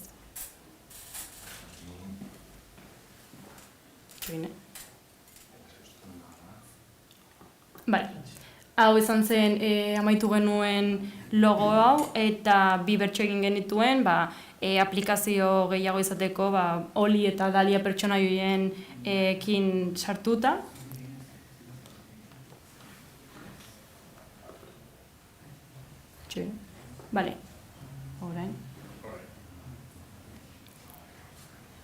Eta logo horrekin guk arte zuzendari bezala edo diseinatzaile grafiko bezala gure egin beharra izan zen kontzepteko pertsona guztiekin aplikazio ezberdinak egitea. Adibidez, stand ezberdinak prestatzeko roll-up ezberdinak egin genituen, txartelak, triptikoak eta horrelakoak. Orduan, hemen ikusten da benetan diseinatzaile grafiko bat behar dela marketing lantalde batean, kontzepteko pertsonek lan izugarria egiten dute haien ilustrazioekin, baina benetan maketazio lana egiten duen pertsona bat behar da. Eta horregatik nik talde hau ezagutu nuen eta stand ezberdinak prestatu genituen festival ezberdinetan eta komunitate handiago bat sortzen hasi ginen. Eta guk ikusi genuen bezala, sare sozialak komunitatea lortzeko oso garrantzi handia zutela, pentsatu genuen, eta horregatik dinamika ezberdinak egin ditugu festival ezberdinetan edo playtesting ezberdinetan. Adibidez, guk marketingetik zozketak antolatzen ditugu, lehenengo bideojokoan, Little Keepers bideojokoan landaren mundua oso garrantzitsua zenez, lehenengo playtestingean landare karnibora hori zozketatu genuen, gero Little Dates deitu genuen First Dates moduko bat antolatu genuen, eta horri esker komunitate handiago bat izatea lortu genuen. Hauek izan ziren adibidez, ikusten baldin badira. Abonetarako adibidez, marketingetik ere beste kreatibitate batzuk sortu genituen, adibidez, Adviento egutegi bat sortu genuen, eta ilustrazioekin, pertsonaien aurkezpenak egiteko txarteltxo txiki batzuekin Twitterren jartzeko, egin genuen bertsio bat nola izango zen gure maskota Melerin Pokemonen bideojokoan. Eta horri esker gure lehenengo festivalean parte hartu genuen, izan zena Guerrilla Game Festival, ez dakit ezagutzen zuen Madrilen, eta bideojoko festival honetan bigarren bideojokorik onenaren saria lortu genuen, taldea oso pozik zegoen, eta horri esker PlayStation Talents festivalean ere konpromezu saria lortu genuen gure bideojokoak naturarekin zuen erlazio guztiaren gatik. Eta hori amaitu ondoren, bideojoko, adibidez, Madrilen Gran Bian egon ginen festival horren sari banaketan, eta orain zer, bideojoko baten demoa lortu dugu, estudio txiki hori sortzen hasi gara, orduan Atabey Creations 2.0 garatzea erabaki genuen. Zer da Atabey Creations? Atabey Creations da kooperatibo talde, ikasketa arlo batean edo formakuntza arlo batean garatu zeneko estudio bat da, ez dugu ezer kobratzen, ez dugu ezer, dena auzolan moduan egiten dugu, hemengo gehienak bezala, seguraski, eta gure eslogana da elkarrekin gaudenean gure bertsiorik onena ateratzen dela da, horregatik gure kooperatiboa alde hori oso garrantzitsua da estudioan eta garatzen ditugun bideojokoetan. Eta Atabey Creations estudioan 37 pertsona gaude, 9 departamentu, badaukagu konzept, 3D, diseinu, programazio, audio, animazioa, VFX, marketing eta produkzioa.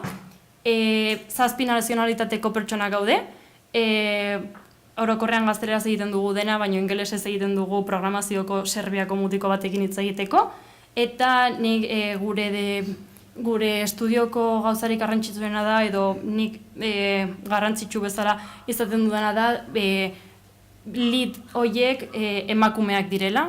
Emakumeak, igual ezakit mundu profesionalean nola izango den, baino gure kasuan garrantzi handia ematen diegu edo gure espazio hori aldarrikatzen dugu eta departamentu horietako askok emakumeak dira, horregatik, ni oso pozitzen nago. Eta ni non nago, marketing bulego horren barruan diseinatzaile grafiko bezala.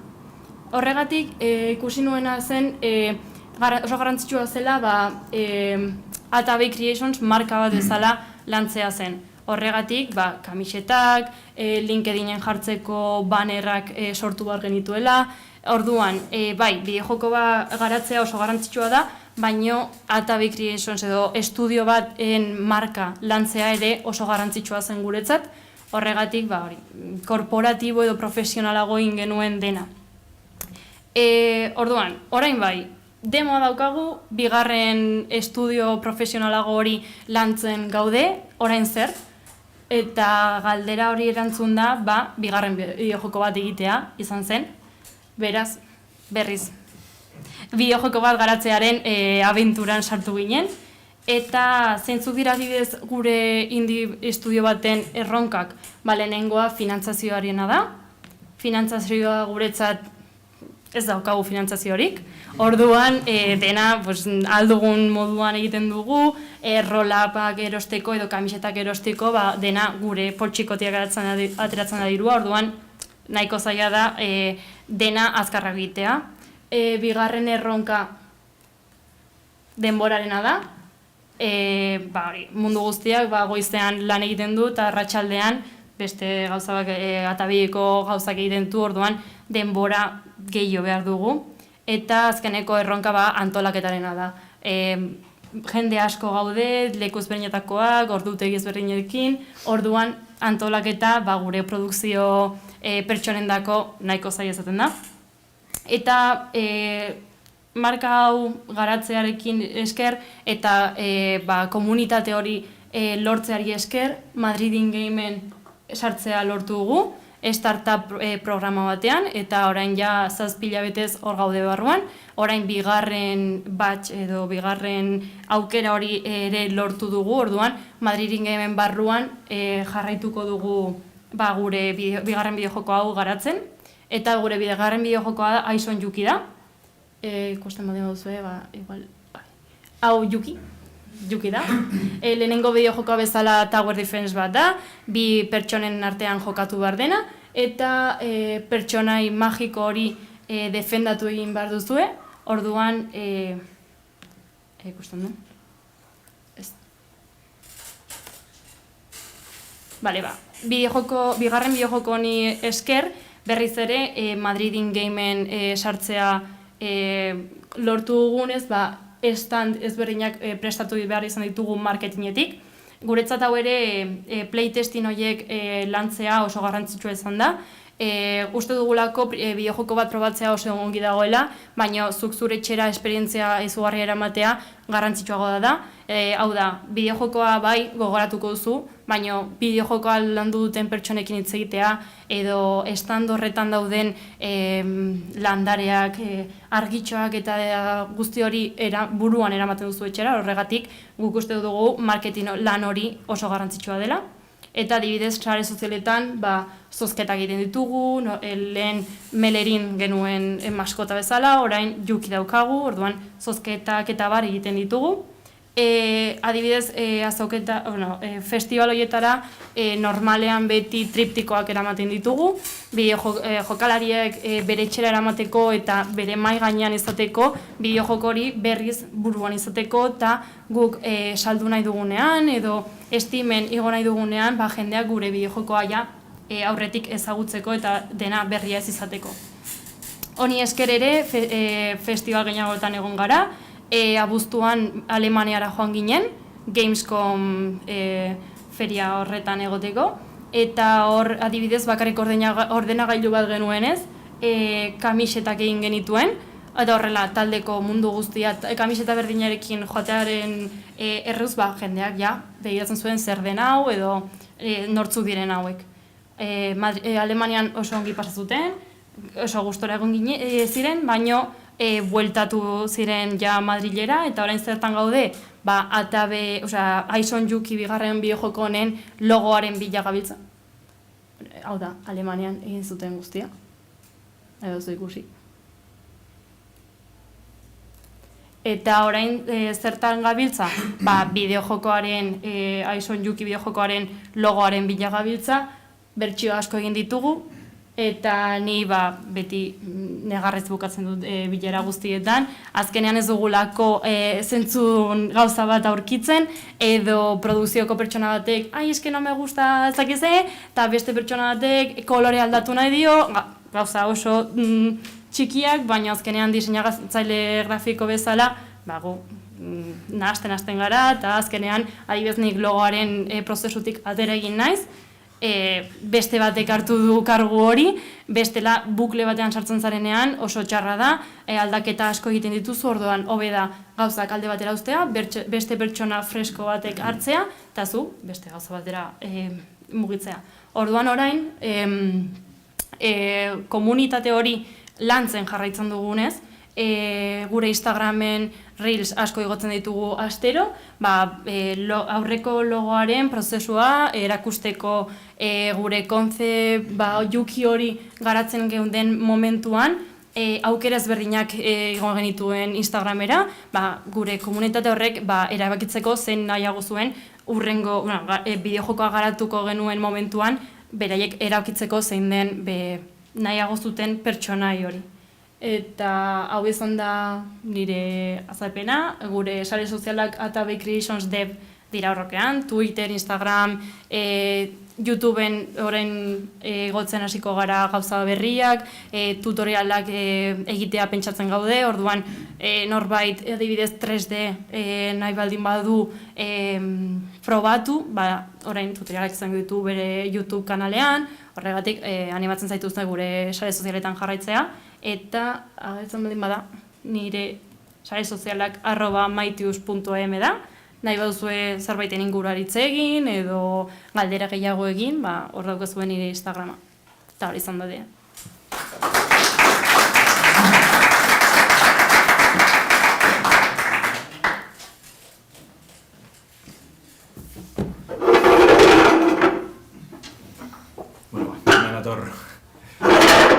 Galderan tartetxue astera, eta egiz izan oso interesgarri komentuzun dana, da zelan lantzen duzuen, zuen bideojokuen marketing eta lau eta bar.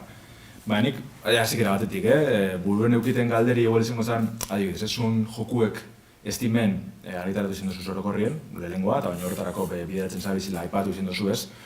Baina, badakitz estime badeko zelaen bat, marketing, ezaugarri eta tresna baliabide, ez dakitz horrek kontrolatan duzu zen, ezagutzen duzu zen, eta nahikoa dizen, kasu horretan, zuen jokuen zabalkunderako, edo aipatu duzuen besteetanan, azpizen geratzen dizen, edo ez dakitzelan zelan ikusten duzuen arlo hori. Orokorrean badauka hori Steamen igoko ditugula bideojokoak, baina alare ez dugu gure marketing akzio guztietan kontuan izaten gero Steamen nola igoko dugun, edo ez dugu beti Steamen pentsatzen edo saltzearen prozesu horretan pentsatzen. Normalean marketing kreatibitate guztiak eta egin nahi ditugun gauza guztiak gure kontuz egiten dugu, ez ditugu asko kontuan izaten gero Steamen benetan garrantzia izango duten gauzak egitea, guk nahiago ditugu guk gustoko ditugun gauzak egitea eta nahi dugun moduan egitea, baina bai garrantzitsua dela da Steam ezagutzea, nola saltzen diren gauzak, nola prestatu behar diren gauza guztiak Steamen jartzeko eta jendeak zure bideojokoa hori ezagutzeko edo... Eta zentzu horretan emoten dut ez, supoz edo jarraibide batzuk edo argibide batzuk jarraitzeko, ez dakit orokorren nahiko argizek ditzen zuk erakutsi duzu, ez? Marketing atal potente badeko zuela, baina igual beste indie estudio txiki edo hasi barri betentzat nahikoa dizen edo beste zer bider da ben ondo bideratzeko euren jokua.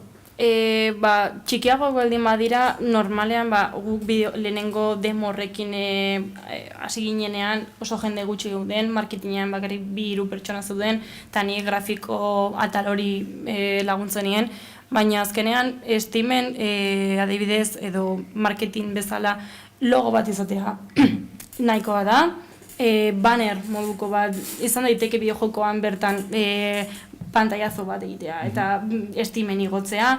Orduan ez da beharrezkoa da marketinga hori asko lantzea, benetan bideojoko ona edo bideojoko garatu bat nahi baldin baduzu, azkenean demoa igo nahi baldin baduzu, Twitterren mugitzea, Instagramen mugitzea, edo hori festival ezberdinetan egotearekin nahikoa da, eta txikia izan da hori sare sozialetan egotearekin edo jendeari zabaltzearekin nahikoa da. Ez da beharrezkoa kriston marketing bulego bat izatea. Ados. Niri bota gotaz, baina ez da publikotik galderaren edo itxiarredeko horti bat. Iru, venga. Jesus! Baina errazak. Eskerrik asko oso polita eta asko gustatu zait, eta oso profesionalan ez eta arazo teknikoak izan. Galdera, joko argitaratu baino zenbat denbora aurrerago hasten zarete marketingarekin? Adibidez, orain bigarren bideojoko honekin, Aison Yuki aldaketa asko dauzka eta igual oraindik urte eta piko edo 2 urtera barru argitaratuko dugu. Orduan gu da segun zein den zure helburua edo nora duzun garatuta bideojokoa. Adibidez guk badugu garatuta Yuki izango dela gure eje zentral hori edo defendatu behar duzun pertsonaia, orduan horrekin lanean hasten gara. Berdin zaigu urte bat barru argitaratzea, 3 urte, hobe da lehendik zerbait finkoa duzunean garatzen hastea eta jendeak zure izena edo zure estudioa edo bideojokoa buruan izatea. Orduan da pixka bat aldatzen da bideojokoaren helburuaren alde hori. Eta argitaratuta gero jarraitzen duzuen marketingarekin, salmenta guztiak kokatzen dira hasierako puntu horretan edo gero jarraitzen duzuen marketinga mantentzen diren? Adibidez gure kasuan lehenengoa bakarrik demo hori atera genuen, TFM bat zelako, orduan demoa bukaitu zenean gure erabaki izan zen bideojoko horri inportantzia gehiagorik ez ematea. Gure helburu orain delako estudioa jendeak ezagutzea eta bigarren bideojoko hau zabaltzea hori festivaletan edo argitaratuko dugun momentuan jendeak ezagutzeko. Orduan gure kasuan adibidez lehenengo bideojokoa baztertu egin dugu, gainera TFM bat zenez jende asko ez du jarraitzen gure estudioan, horregatik nahiago dugu alde batera uztea, badugu hor, hau lan dugu, hau da egiten dakiguna, baina alde batera uztea nahiago du hori jende ezberdina delako, eta horregatik orain gure indar guztia bigarren bideojoko honetan jartzen dugu, eta marketingik ez dugu kasurik egiten lehenengo bideojokoari. Eta hirugarrena, ze hizkuntzatan egiten duzuen marketing? Ikusi dut gaztelaniaz eta ingelesez zagorazioz.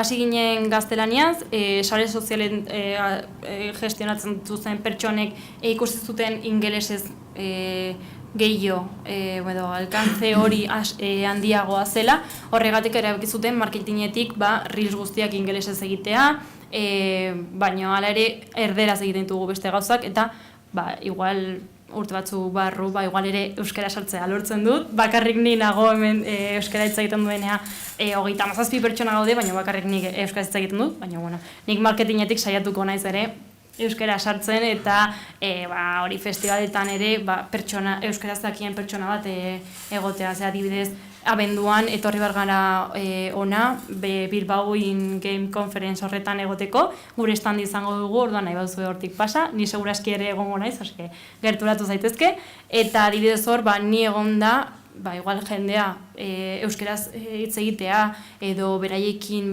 igual urte batzuk barru ere bideojoko hau euskaratzea lortzen baldin badut, nahiago dugu ingelesez, erderaz, eta euskaraz ere egitea marketing prozesu guzti hori. Zagiz beste emat badeko zubortik, ordeta, bat-ematek? Nire galdera da zea,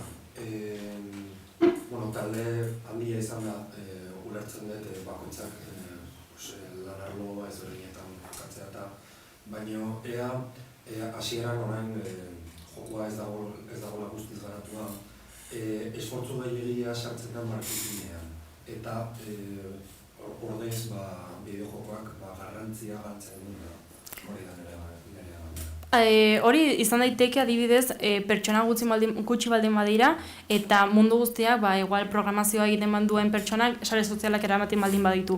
Gure kasuan adibidez guztion artean egiten dugu hizketan, Discorden egiten dugu guztia, bilerak izaten ditugu astero, eta orduan marketingetik badakigu nola garatzen den bideojokoa.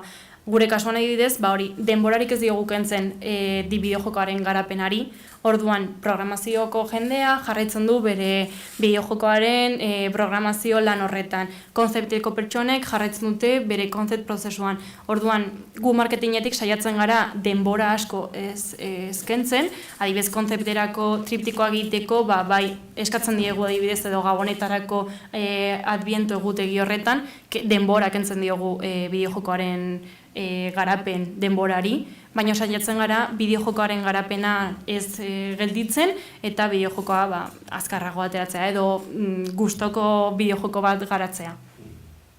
Baina txikia izan da, adibidez, pertsona batek 3 gauza egiten baldin baditu, azkenean hori esaten duzuna, bideojokoa igual alde batera uzten da eta marketingean zentratzen baldin badira gehiegi bideojoko azkenean. Jakin da marketingean olako lehioa dela inbeste jendeantzat eta iristeko eta guztiz garrantzitsua dela gaur egun hori oreka hori lortzea, ez?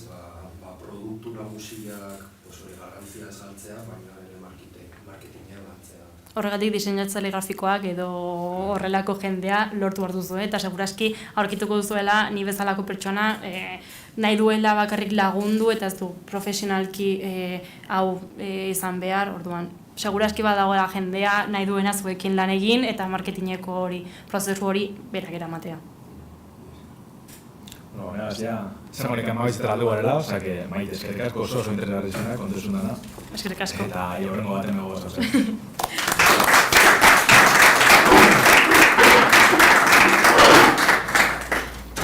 Urrengo etxaldira, aurretik, arazo teknika konponte saietuko salto baten, haunkue jarraitzute.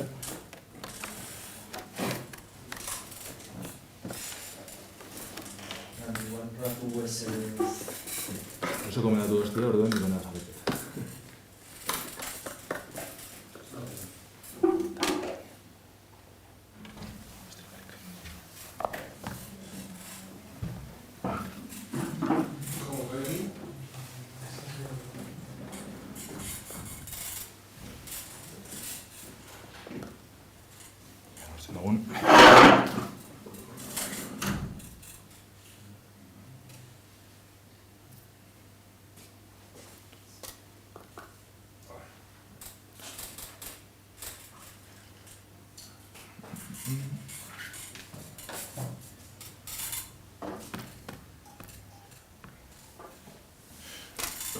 Parkatu den hori lehenko eta behin, arazo tekniko negaitzik ia ametik aurrera apuru eta goto guazen. Eta gaurko azkenengo hitzaldira heldu gara, diseinatzaile mundutik eskara askorik aldenduko, baina bengoan beste alor bat jorratuko dugu Mikel Antero artistarekin. Errealizadora, arte zuzendaria eta artista kontzeptuan nagusia, arte ederretan hasi zuen bere bidea Leioan, eta ondoren sintesis eskolan sinarentzat eta bideojokoentzat VDF ISA eta 3D Masterra burutu zuen. Irakaskuntzari heldu zion ostean, sintesisen bertan, Kunsthallen eta Krea Navarran arte eta animazio irakasgai desberdinek ematiez arduratu da Mikel. Gaur egun, artista nagusi dugu Irungo Keplerians Studioan, horren ezagune dizen Evil Nun, Ice Scream edo Mr. Meat proiektuak landuz. Honetan baina joku barrizegaz dabil, Glitchmer aurkeztu barri dabe Kepleriansegaz batera, eta, justo proiektu oneri buruz eta beste batxuri inguruen hitz egingo duzku Mikelek. Orduen ongi etorri Mikel.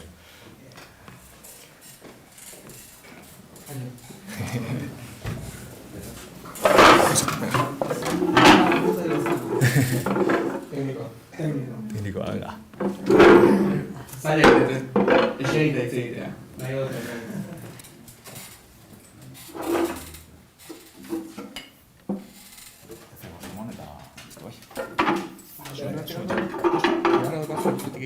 igual honegaz beragaz inileke edo zutunik egiteko aukeri edeko o... Bai, entzuten da, ez? Gutxi geha eta... Vale, perfecto. Bueno, ikusten duzue, Keplerians... Espera, pixata dut da hori, pixatu dut da. Hau, Vale, perfecto. Bueno, pixka komentatzeko gu egia da estudio indi bat gara da, 17 pertsona bakarrikan, baina gaur egun badauzkagu gure targeta eta gure produktuak ja merkatuan. Baizu, neko, reba. Nortzu gara Keplerians eta nolako den gure estudioak? Igual aportzu dutzu modu da, gero proiektuan. Emon eurrera eta guai dutzu agazuna. Kostatzen zaio, ezta?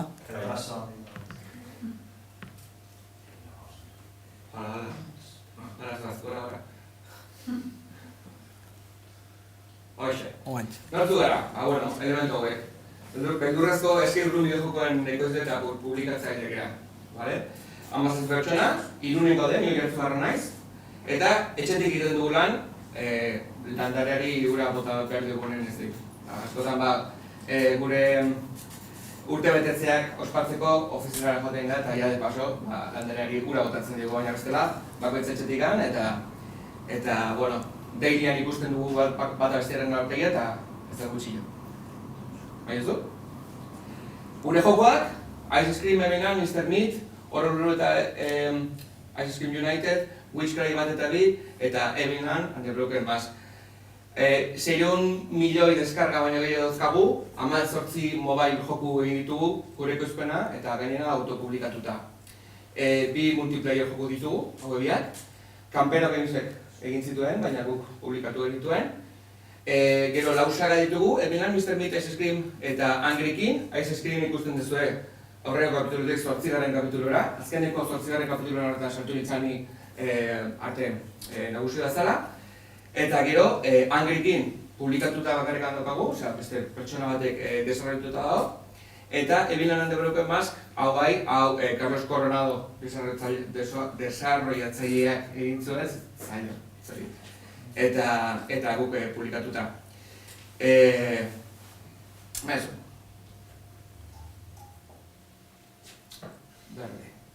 Pixkat ikusteko nondik nolakoak, ezakit gure jokoa jolastu dituzuen, baina pixkat ikusteko Ice Scream, igual, bideo bat zan, baina ezakit eman bat zeion. Igual link bat da, ez? Linka da. A ver. Bueno, venga, maiozu siempre, eta... Bari ikusten ez duen.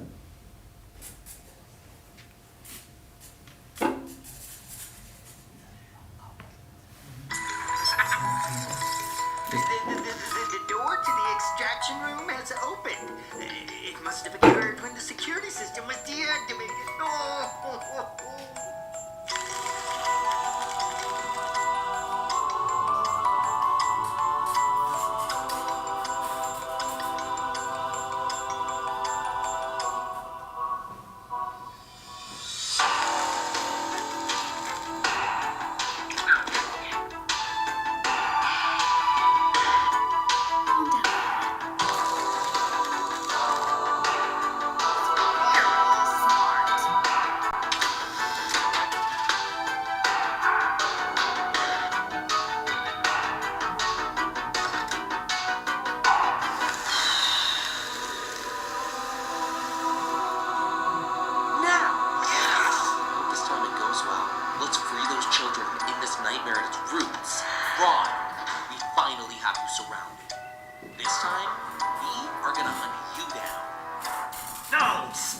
children. Have you not realized where you are, huh? I am so sick of you. I'm going to break you into 1,000 little pieces with this little freeze gun here. Hori da, ni Keplerren sartu nintzenean egingo nuen azkeneko jokoa, Assassin's Creed 8. partea. Spoiler txiki bat.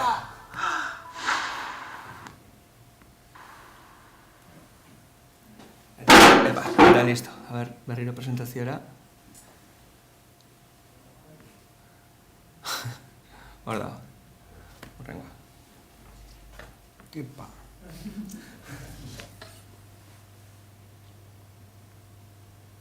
Hori, eta bere. Hori, dozkagu jarraitzaile pila bat, gehienak escape room, terror, kutsu ontakoa, eta dozkagu jende pila bat Errusian, Indian, Txinan jokalari pila bat. Gure komunitateak YouTubeen dauzkagu milioi baino gehiago jarraitzaile, TikToken 508.000, ikusten zuten zifra horiek. Eta gero Discorden fanar pila bat egiten dituzte. Egia esan, Assassin's Creed saga oso ondo funtzionatu zuen, eta nisartu nintzen justu azkeneko kapituluan. Promesa txiki batekin. Urrengoa, pixka bat ilunago izango da, eta helduentzako, eta pixka bat beldurgarriagoa, ez? Ez hain family friendly esaten dena. Hora pixkat, orkestuko izuet garatu dugun lana, Glitchmer, gure proiektu berrian hori baino delago. Ja, ahí estamos. Hasiera, arte zuzendaritzaren errealitatea. Lehenik eta behin, nola lantzen dugun hau, guk estudio bezala 17 pertsonak ea, baina arte departamentua 5 pertsona bakarrik nera. 2 animatzaile, 2 irudekoak, eta nik, bale? Gero, gure gaindako kreatibitate zuzendaria, Alex Camarero, eta bera da pixka bat proiektu guztien historia, pertsonaiak, lore guzti hori sortzen duena, ezta? Orduan, proiektu berri honetan, zer ikusten, proiektu berri honetan negen duen zan pixka bat, Assassin's Creed hori pixka bat helduagoa bihurtu, beti gure nitxo horretan, ez? Da escape room antzeko joko bat, baina beldurrezkoa. Eta Eguneko dugu beste aplikazio baten, bale? PDF-eko osatu baten. Fallos técnicos. Bai, ongi da.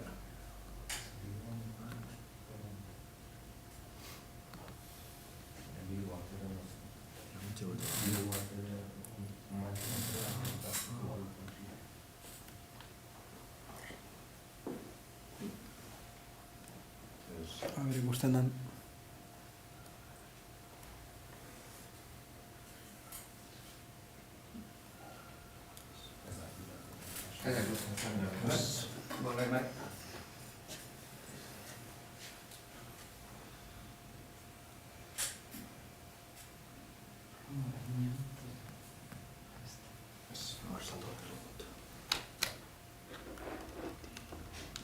Txapat pila bat nukantzeko gatzeko, eta hori da joan zaigu.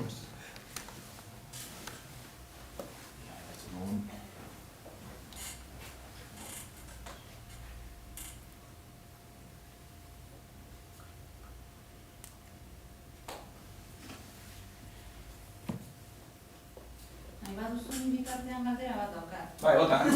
Bai, guztera daudatela. Esan duzu Errusiako, Txinako eta Indiako jokalariak dauzkazuela, ezta? Ze hizkuntzatan jolasten dira? Gure jokoak ingelesaz ekoizten dira. Guztiak, Bai, ingelesez eta bakarrik ingelesez. Guztiak ere subtituluak hizkuntza guztietan daude, euskaraz ez oraingoz, baino bai, bakarrikan ingelesez. Baina audio eta azpitituluak bai itzulita dela. Hori da. Bai. Eta itzupenak egiteko agentziekin edo autonomekin kontaktatzen duzue? Agentzia batekin. Ez dakit zein den izena, baina dakit agentzia bat dara, zer beti berekin daude doblaje aktorekin eta guzti berekin dutena. Bai. Orduan, osaten dizuena, zuzendari kreatiboak, Alex Camarero gainea gure enpresako CEO bat da, 3 CEO daude, eta bera da, digamos, kreatiboa. Eta bera jartzen ditu beti kreatitaren pilare guztiak, eta gero arte zuzendariak eta arte nagusiak azten gara pixka bat gauzak proposatzen.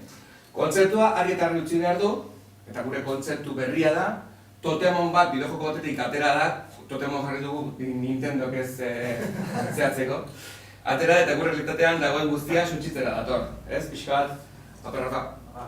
Hori da, berak lehenengoz bota zuen ideia.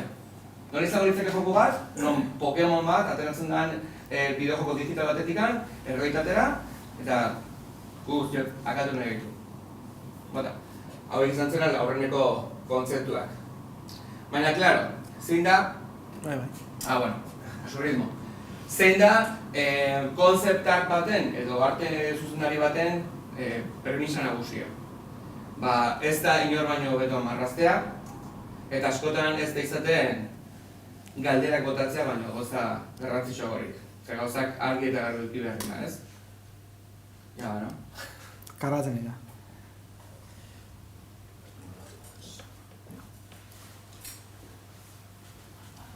Arratxalde gero da beste?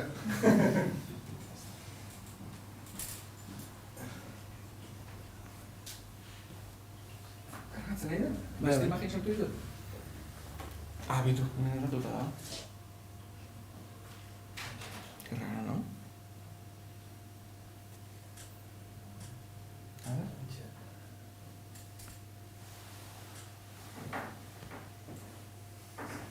Vale. Orduan, arte sorkuntzaren atalik garrantzitsuena niretzat da galderak egitea. Vale? Gu indie estudio gara, pertsona gutxi gara, eta produkzioak oso motzak egiten ditugu, 4-5 hilabetekoak, honetan pixka bat gustu handiagoa emango diogu, ze aurreneko ezizkin 8 jokoak malgutasun bat ematen dugu produkzio pixka bat luzeagoa izateko, eta galdera mordoa sortzen ditu horrek, eta lead artist eta arte zuzendaritzak galderak oso garbi izan behar ditu, nahiz eta gero bisualki bideki. Hori logiko da, normalmente hori zuzendari kreatibo batek idea bat dokanean, gero zuk arte zuzendari bezala edo konzept artist bezala proposamenak egiten dizkiozu eta bide asko irekitzen ditu horrek. Oso garrantzitsua da galderek erantzutea, baina gero bide guzti horiek kontrolatzea. Ze bide asko ere produkzio motz baterako ez da errona. Arte zuzendari batek edo lead artist bat ez da konzept artist soila, proposamenak luzatu behar ditu beti, game designan gainetik jarrita. Guretzat oso garrantzitsua da, deno jakin behar dugula, garrantzitsuena dela game designa. Eta gero guztia betik, bale? Hori da garrantzitsuena, jokoak engagementa izan behar du, eta jolasteko divertigarria edo ziraragarria izan behar du. Gero, polita baldin bada, baina polita baldin bada, baina gero joka ez da izu zer esaten, eta ez da divertigarria, ez du zertarako balio. Orduan, ze galdera bota dizkiozu zuzendari kreatibo bari. Bera datuak bere novelarekin, bere ideia guztiekin, eta zuk hori bisualki soluzioa erantzun eman behar diozu, ez? Orduan, ze targetea goaz? Betiko gure jokalariei, irekiko dugu, edo itxiko dugu, ze joko mota egingo dugu? Betiko game designa erabiliko dugu, edo ze zer aldatuko dugu? Kompetentziari, ze kompetentzia daukagu merkatuan gaur egun. Agian egiten badugu, arrakasta asko duen joko baten zeuzerantzekoa, guk ez dugu arrakasta izango. Gero, ze tendentziak dira gaur egun funtzionatzen dutenak, ze plataformara goaz betikotara, mobailera, edo PS-era edo konsoletara. Askotan taktila baldin bada edo konsola baldin bada, guztiz aldatzen da, esperientzia. Storytellingan horra emango dugu. Diferentziazioa landuko dugu, edo originaltasunetikan goaz edo erreferentzia erabiliko dugu. Gure kasu honetan adibidez, oso garbi da, Pokemonen referentzia erabiliko dugula, gero gure historia kontatzeko. Erabili nahi dugu zeozer, enbase, gure publikoak oso garbi eta oso argi ikustea, baina gero guk hortikan aldenduko gara beldurrezko histori bat kontatzeko. Eta oso politik egiten zizaitan hori adibidez. Tamen ikusten dituzu, zizango da hartza, edo txoria, edo otxoa, edo igela, edo zer zizango da. Askotan, zuzendari kreatiboak ez dakit zehazki zer izango den, eta konzept artistak botatzen dizkio ideia guztiak, eta orduan hasi gaitezke pixko bat jolasten. Noiz eta non gertatzen da? Ice Cream saga guztia, 80. hamarkadan sortatzen da. Girisbel proiektu berria da, eta pentsatu genuen, zuzendari kreatibo esan zuen, polita izango litzatekeela, pixka bat bi historiak uztartzea. Zer gertatu litzake, eta hau gertatzen bada 10 urte beranduago, eta gure pertsonaia baten iloba bati gertatzen bazaio, berez gure unibertsoan geratzen da, baina 2 hamarkada ezberdinetan. 80. hamarkada, guztiok ezagutzen duzue, oso modan jarri zen Stranger Things eta guzti horiekin, ja pixka trilatuta, agian, adibidez. Eta 80. hamarkadan, Gruntxa, Blockbusters, Nirvana, eta hori ere batzuk bizi izan dugu. Eta oso politik bizitzea egun, han gertatzea. Orduan, nori izango litzake joko bat? Pokemon estiloko joko bat, 80. hamarka, Super Nintendo antzeko, dekorazioak. Eta hemen jazten gara, mood frogak egiten. Level designa kontutan hartu gabe, ambientazio frogak. Nola, ilun izan behar du, muda atmosferikoki eraman behar dugu pixka bat iluntasunera, ze kolore erabiliko ditugun, ze balore erabiliko ditugun, ze plano ireki, itxi, osea, daude gauza pila bat horretik deziditzeko, ez? Bale, gero, hau niretzako da oso garrantzitsua. Zer da konzept artist bat? Zergatik existitzen da konzept artistaren figura? Ondo marrazten duelako? O oso majoa dalako? Ez. Marraztuz edo dozein teknika artistiko erabiliz, produkzioan sartu gabe, ahalik eta bizarren behar dugun artea lortzeko. Osea, hau egin nahi badugu, iruden, bideojokoan ikusiko den bezala, gure artista, irudeko artistak egin barra dute, hasiera-hasieratik bukaraino, igual hilabete behar dute. Nik hau egin nuen 2 lan egunetan. Orduan, 2 lan egunetan konzept artist batek egiten du ProBuilderra erabiliz, directamente level design hartzen du, eta ematen dizu nondik norakoa, pixka bat gero guzti hori lantzeko ja atiro etxosaten dena, ez? Bestela askotan, hemen dauden erabaki guztiak hartzen ez badituzu lehenago eta azkarrago, produkzioa luzatzen da pile bat, eta agian iristen da guztia iruden egitera, baina ez da zuk nahi dezuna. Edo ez dut txek egiten zuk behar dituzun gauza guztietan, ez? Orduan, mood konzeptak dira level designa kontutan hartu gabe, eta gero, ProBuilder bat ematen dizutenean Unity ja eginda ja level design guztia gaina landuta eta erabilita eta frogatuta, hemendik ona, 2 egunetan eduki dezakezu, foto gehixin erabilita, irude pixka bat, painter pixka bat, 2 egunetan, ja oso erantzun tinkoa arte zuzendariari ikusi dezan, esan, hemendik ondo goaz, eta jasiko gara pixka guzti hau fasika lantzen produkzioan edo koiztenean.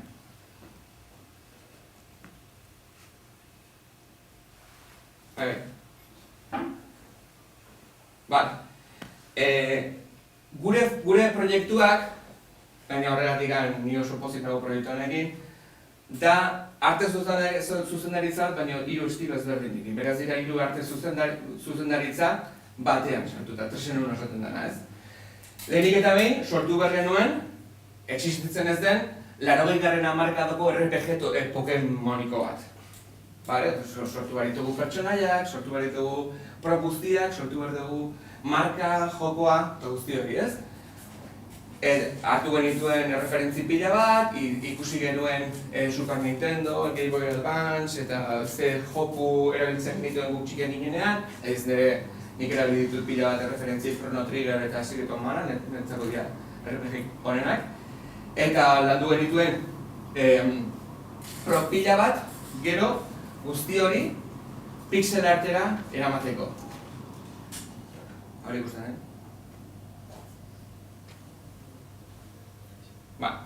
Rengoa. Zenbat gauza.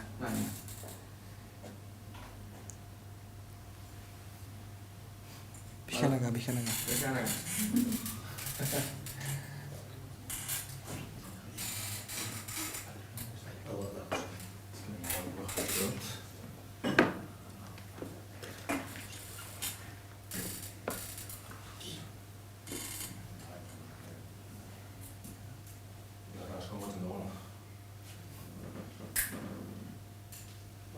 Aparte,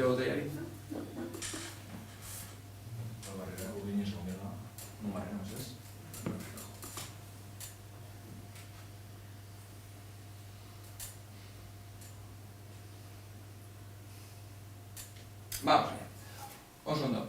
Orduan, lehenu ikusi dituzute, bideojokoaren pro guztia, pertsone guztia diseinatuta, baina gero guztiek gauz guzti hauek, ekstrapolatu behar dira pixka pixelak hizkuntzara. Zergatik, gure jokoan, pixela jokoa jolasten duzulako jokoaren errealitatean, eta gero joko hortatikan, gauzak ateratzen dira errealitatera. Beraz, meta joku esperientzia hori ere badaukagu gure jokoan, eta niretzako hori oso garrantzitsua zen.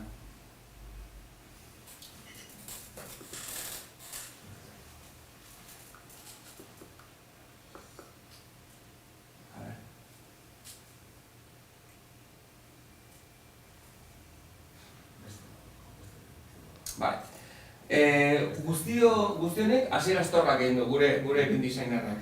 Digipenen ikasi zuen eta pixel arta pila gustatzen zaio, beraz berak esan zuen, utziko dira zuen eri pixel arta egitea eta berak egin zuen joku guztia goitik bera.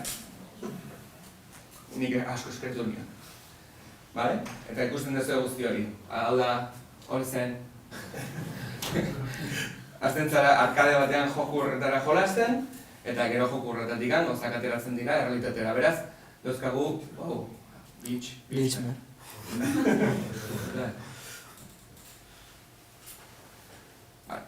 Hemen hurrengoa. Hemen denak animatuta dago, ez da ikusten dena, dena animatuta dago. Ez dakit, igual play animan bari duzuen, baina ez dela, lasai. No nos la vamos a jugar.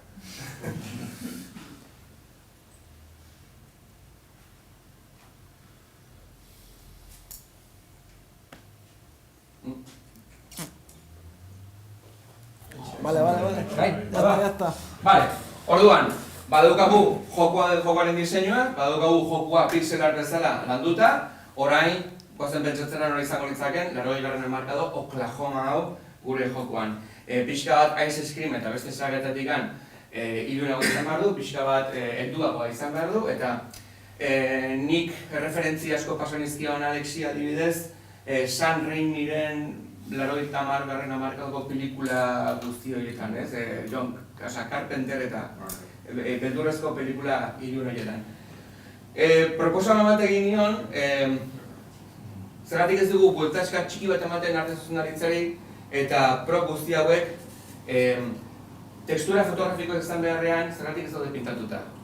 Orduan, gure errealitatea bideojokoan pintatuta daude teksturak, Spider-Verse bezala adibidez, baina gero dauzkagu RPG bideojoko bat, pixelez eginda, eta nola ikusten da hori? Aztenetan nola ikusten den, ikusten zen, baina elementu horiek gure errealitatean pixel tekstura mantentzen dute. Beraz, elementu horiek bideojokotikan errealitatera atozen tekstura, harri hauek adibidez, gerturatzen zarenean, pixel blokez eginda daude.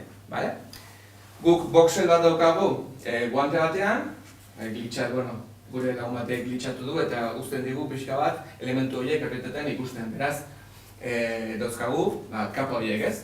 Game diseinerako eta level diseinerako oso garrantzitsua da. Zu Oklahomatik oinez zoaz eta batean zeozerren kontra mantentzea, zeozer dago eta zezu ikusten, eta voxel horren bidez ikusi dezakezu. Horrek adibidez level diseinari magia pirata ematen dio. Ateak ireki ditzakezu, plataformak ikusi ditazkezu batean, pareta batek gelditu zaitzake, baina beste batetik voxel horren bidez ikusi dezakezu beste leku bat pasatzeko.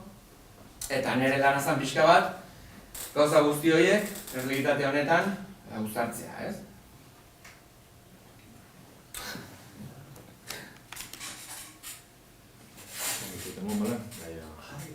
Jarri zuzenean, zein dure.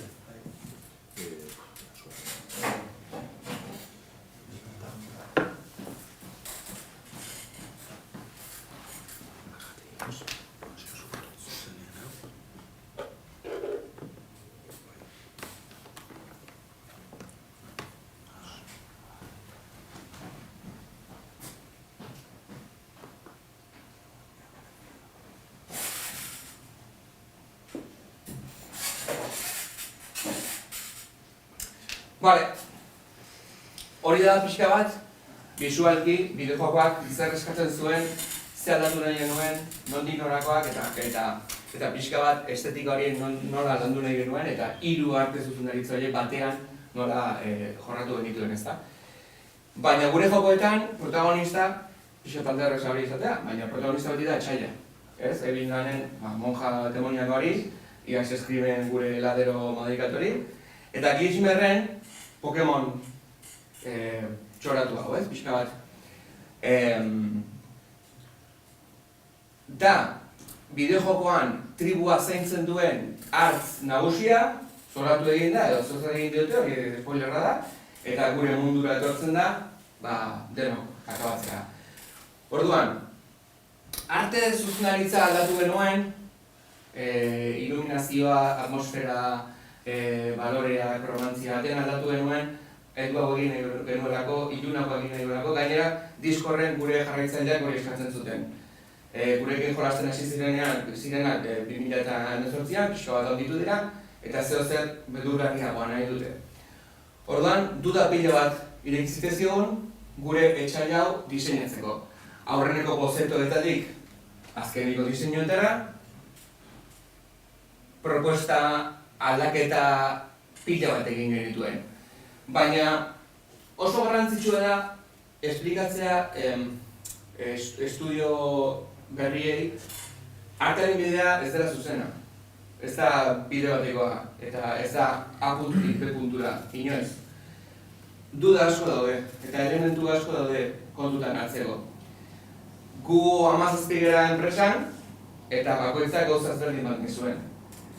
Batzuk zer errealagoa nahi zuten, hartz demoniako errealagoa, beste batzuk nahi zuten egurrezkoa izatea, beste batzuk nahi zuten zer pixka bat ikonografikoagoa izatea, edo marka gehiago edukitzea, eta beste batzuek adibidez nahi zuten zer pixka bat tribalagoa, edo zer horrelakoa. Orduan, egon ginen uste 2 hilabete propostak botatzen, eta denon artean bilerak egiten, eta bakoitzak esaten genuen nahi genuena. Eta da pixka bat, egin nuen grafiko bat, errealismotikan estilizatura, kartunera, apil gehiago edo creepyagoa, ez? Apil, eurertzen duzu, ez? Apil edo gozoagoa da ikusteko, edo pixka bat inkomodoa da ikusteko, pixka bat kartunagoa dana edo realista dana. Eta egin genituen, diseinu, falta dira, baina egin genituen diseinu pila bat. Eta azkenean, pixka bat gure jokoan ekosistemaren barruan mantentzeko, gure aukera izan zen, horrelako zer diseinatzea. Creepya da, baina nire lagun ez dut gustatzen zait, nire umeek honekin jolasten badute, ez zait, baxola egia esan, baina gero tratamendu bat eman diezaiokegu pixka bat iluntzeko diseinua. Orduan, duda asko zeuden, jendeak, ez imaginatzen, baina bileretan batek pentsatzen zuen izan izuela realista, eta beste bat esaten zuen ez, baina marka gehiago baldin bada, orainak funtzionatu zaigu. Orduan genotkan, pentsatzeko era kompletamente ezberdinak, ez? Eta hori oso interesante izan zen. Horrengoa? Azkenean, lan guzti hori egin ondoren, ikusi genuen marka edu bertzuela, creepy izan bertzuela, baina Pokemonen kutsu hori ere mantendu behartzuela, ez geha Dark Souls bat egiten ari, beraz oso errealista ere ez izan behar. Eta egin dezakegu horrelako zer, hau da 2 bertsioak, hau ona eta hau txarra. Egin dezakegu honek hasien esplikatu dugun Oklahoma horretan beldurra ematean, nik uste iluminazio ondo lantzen badugu, baietz, ez? Funtzionatu dezakela. Hain dator bigarren partea. Esan dugu, pixel art pertsonai prop guztiak errealitatera etortzen direnean, pixel testura daukatela. Zergatik? Erraxago izateko, nik jolasten egin izen bitartean, jakiteko zerren erreala eta zer etorri den errealitatera. Eta orduan hasi ginen pixka frogak egiten, hori izango litzaken diseinu hau garbi-garbi, errealitatean, maskara izango balitu zara, ez? Eta nori izango litzaken maskara hau densitate ezberdinak jorratuz, landuz eta ikusiz, eta nola aurkiz dezaken tekstura bat pixelizatuta, baina ez Minecraften pixel ziztrin hauekin dena dela superplano eta ez dago inolako kromantziarik eta vibrantziarik. Eta orduan hasi ginen pixka bat pentsatzen, ez dakit igual ni oso duan naiz ja, oso, bueno, programazio mar viejo. Baina ez dakit goten zaten CGA eta PC-ak zeukaten, leheno 6 kolorez zeukaten. Eta egiten zuten trama hauek oso kromatziak politarekin. Eta orduan hasi ginen pixka bat lantzen, nola lortu genezaken substantzen, pixel tekstura hori, baina vibrantzia interesgarri batekin, pattern interesgarri batekin, ez degradadoriekin, pixka bat, ikusten dut hemen, arroxak daude, moratuak daude, urdinak daude, eta pixka bat hortikan aldentzeko. Bestela, zer hartatzen da? Norbaitek horrezten badu joko honetara, eta teksturak horrela baldin badira, esaten du, joder, me karga. Baina, mierda, joder. Eta orduan, eraman nahi genuen pixel art hori, modu artistiko batera, baina oraindik mantenduz pixel artaren arima hori, ez? Gero, egin gintuen froga ezberdinak, eta pentsatu genuen, ze politizango litzaken, gure hartz hori, jake ez da ikusten voxelaren gertu baldin ez badago, zuk ez duzu ikusten, zuk entzun egiten duzu, voxelera hurbiltzen da, eta orduan ez dentza ikusten, berez, erdi transparentea da, eta gainera eduki ditzake pixel horiek erortzen bazizkio, ez, mateko elementu hori pixka bat, podrido, gozo zer, ez, verdadero rollo kirripi, eta hortikan amatea erabaki genuen. Eta hori, azkenean, lortu genuena pixkat dena batuz, gure Oklahomako estelizazio fondo hori, eta gure pertsona, hemen hobeto ikusten dira pixka bat, pattern horiek eta kolore ezberdintasun horiek eta guzti hori. Eta listo, alderarik?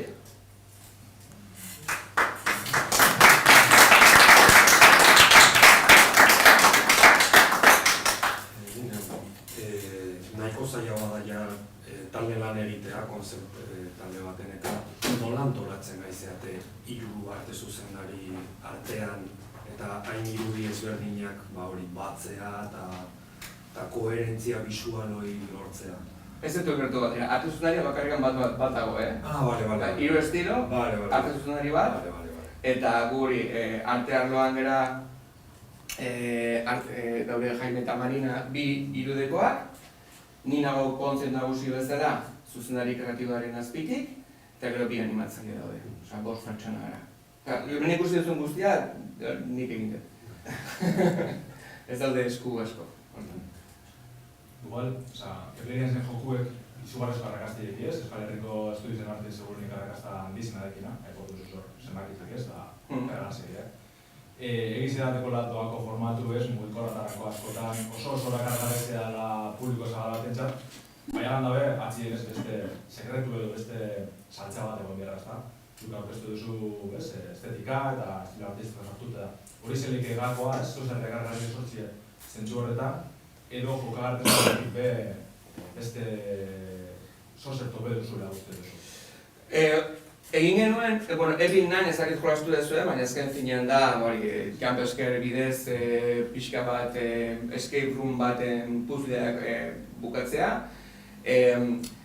Eman zioten buelta txiki bat eskrimekin eta egin zituzten pertsonaiak dira lagume, eta lagume jolastu dezakezu ume bakoitzarekin joko ezberdinetan, eta aldatu zaitezke pertsonaiez, eta gero hori batu zuten.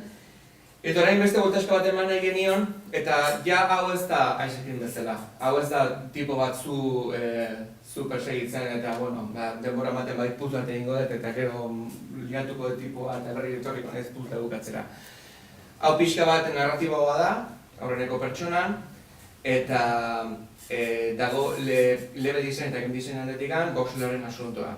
Errealitatean jokuko gauzak etorri dira, eta jokuko gauza horiekin guk bideak blokeatu eta desblokeatu ditzakegu, igo aitezke lekuetara ikusten baditugu, amplifikatu dezakegu seinalea, osea, gauza pila bat daude, eta egin nahi izan duguna da hori, ez? Pixka bat, visualki, level up bat egin, baina game designantikan ere bai. Orduan, jokoak ez du, ez eskimekin, ez dut esango ez zer ikusteko, baina pixka bat ez berdina da. Bai. Mekanika ez berdinak ditu. Hori izango ditu, horretik handemo bakarrik handago. Oso ona, irudia, esan duzu, irudia, harta aukeratzeko oso jitz desberdinak zen euskatela. Orduan, nola aukeratzen duzu ideia bat? Adosten duzu ez eta azkenean nagusi bat dago eta zerretu, gustatzen zaitu. Jo, oso kurioso dari galdetzen zen, niretzako da dozik zailen estudio batean. Diktadore bat baldin badago, beste guztiak ez dute ondo lan egingo. Baina baten batek ez badu deziditzen, jokua ez da gertatuko. Norbaitek produktuaren barruan gauzak sartu behar ditu. Hartzaren inguruan, adibidez, beste arte guztia, 3 estilo ezberdinak arten zuzenaritza baten azpian, hori, entre comillas, errez izan zen, ze preprodukzio bat izan genuen, game designerrak, Alexek, kreatibak eta nik. Eta hor, referentzi piloterak egin genituen, konzept piloterak egin genituen, mood piloterak egin genituen, eta segituen ikusi genuen nondik norakoak, ez? Baina hartzaren asuntoa komplikatu egin zen, gure jokoetan jokoa saltzen duena zen finean etxaila delako, alde batetik, eta beste alde batetik, nola estilo aldatzen ari zen, duda sortatu zen, eta etxaila aldatzen badugu, eta errealistagoa baldin bada. Eta orduan, nik uste, zioen aldetikan nahi zuten, gure rock edo aizeskenbeko etxailaren antzekoagoa izatea, eta adibidez Jaimek, irudeko Jaimek, ez zuen zer realista izatea, bergerak nahi zuelako irude oso realista, eta azken finean ikustut hori izan nintzen nintzara esan zuena, baina zer egin dezako kripia dana, baina beste txek guztiak aldu gabe. Eta azkeneko proposan hori nik egin nuen, nik esan nuen. Nik uste txek guzti horiek egiten dituela diseinu honek, eta gainera oso errex saltzen da, eta gainera oso marka bezala erabili dezakegu, ez? Benezat oso garrantzitsua zen, marka bezala saltzea ere bai diseinua. Oso apil asko dukitzea jokalarien artean. Eta, basikamente estudio batean, zuk egin behar duzuna da, ez bakarrikan idea presentatu, baizik ez egitea saldu. Askotan pixka bat kostatzen da, baina mazazpi pertsona geha, bakoitzak expertaiz oso ezberdina dauka, bideo oso ezberdinetik dator, eta berak esan duen bezala, ez duk esaten logo bat jartzen diozu, eta beste batek berdea gustatzen da, baina niri bai. Eta askotan ez da bakarrik gauzak erakustea, bezik eta saltzea. Eta askotan speech txiki bat jarri behar diozu, esan ez begira, konklusio hau egin dut horregatik eta horregatik. Eta nik uste jokua horrela baldin bada, salduko horrela ondo, eta ez dituro galduko gure leheneko jokalariak, eta berriak irabaziko ditugula, honegatik eta honegatik. Eta joko honek egiten du horrela zergatiko, horregatik, eta gure mantendu dezakegu horrela eta horrela. Eta nik uste dinamika, ez baldin badago dinamika bat didaktikoa, estudioaren barruan, gauzak izango ditzake desazio bat. Ze ez ginateko ulertuko eta gauzak dezituko zian diktadore bat bezala. Eta hori da nik uste lortu behar ez dena, ez? Eta adibidez animatzaileek diseinu ikusten duten, zaten diseinu hau animatzeko, eta igotzen badiozu pixka bat, bizkarra, pixka bat poseako beto egiteko, perfecto, eta orduan diseinuari batzen diozu, ez? Nik uste hizkuntza hori eta esplikazio hori eta didaktiko hori guztiz beharrezkoa da estudio batean. Eztabaida guzti egiteko gehatzen zate zuen estudioan, horren atxetik egite zuten? Den atxetik. Eztabaida ez dira, errexen izango atxetik ina. Ez dira. Askotan igual hona ez elkartzea, gaur elkartuko, ez gara mendik ateako, zaten gara dugu, azkenean. Totalmente. Hori esartzen da produkzioaren figura. Eta zu mondeien baldin baduzkazu tarea guztiak egunez jarrieta, gaurtik ezin du pasa. Beraz, gaur zer dako ikusteko. Venga, bat, eskutsamos, saltzen dezun. Eta hor ja produktoreak esaten du, bai, niri gustatuko litzaidak ez zuzak egitea, ez espezialagoa, baina eske horrela da. Eta hori da diseinatzaileen eta konzeptarten pixka bat maldizioa, ez? Zuk egiten duzu gauzak aira batera, baina eske igual biegun izan beharren bat bakarrik daukazu, eta horrela da, eta azken finean gure kasuan produktu bat da, eta timing bat daukagu, eta askotan ezin diogu kariño hori edo maitasun hori eman diseinuari.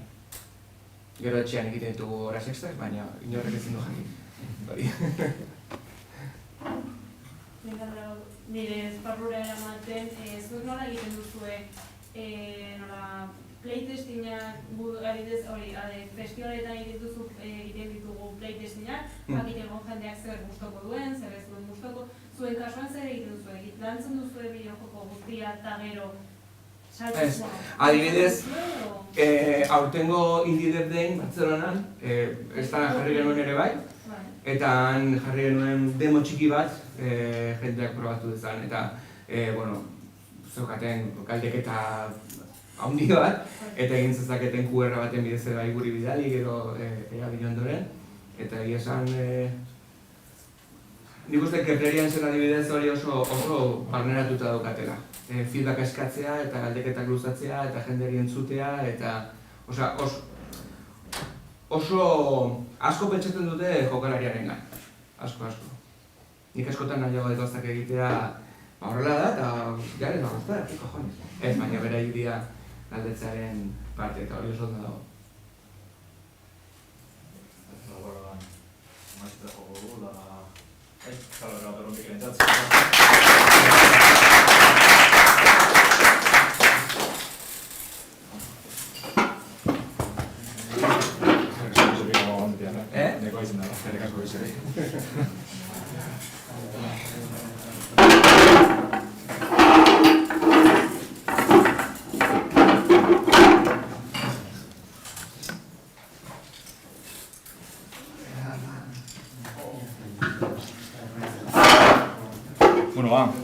Eskerrik asko itxaldizok entzuti garren, baina ondino jokotekniagaz ez dugu bukatu, goizeko azkenengo atal honetan mai inguru falte asko, kasu honetan, Arrobia, Tartanga eta Digipen eskolatako 3 ikasle egongo dire gure mai inguruen. Etorri da mesedez, Mikel Arrizabalaga, Arrobiatik, Ibon Urkiza, Digipenetik eta Iraide López, Tartangatik.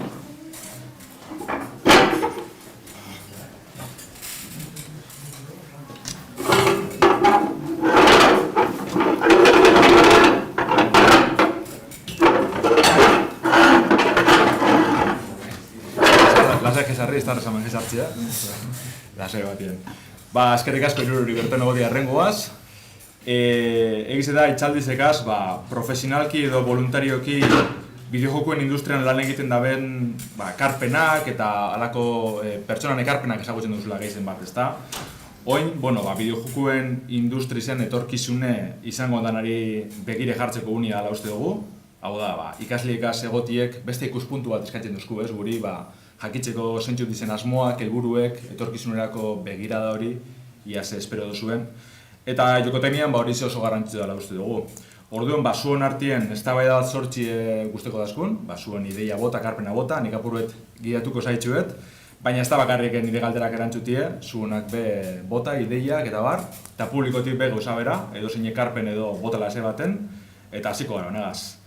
Orduan, azteko zuen buruek aurkezti guzteko jaten, ikasketa hauen murgiltzeko arrazoi ezagutut, ia segaitzik sartu zinen gaur egun zabizen ikasketa honetan.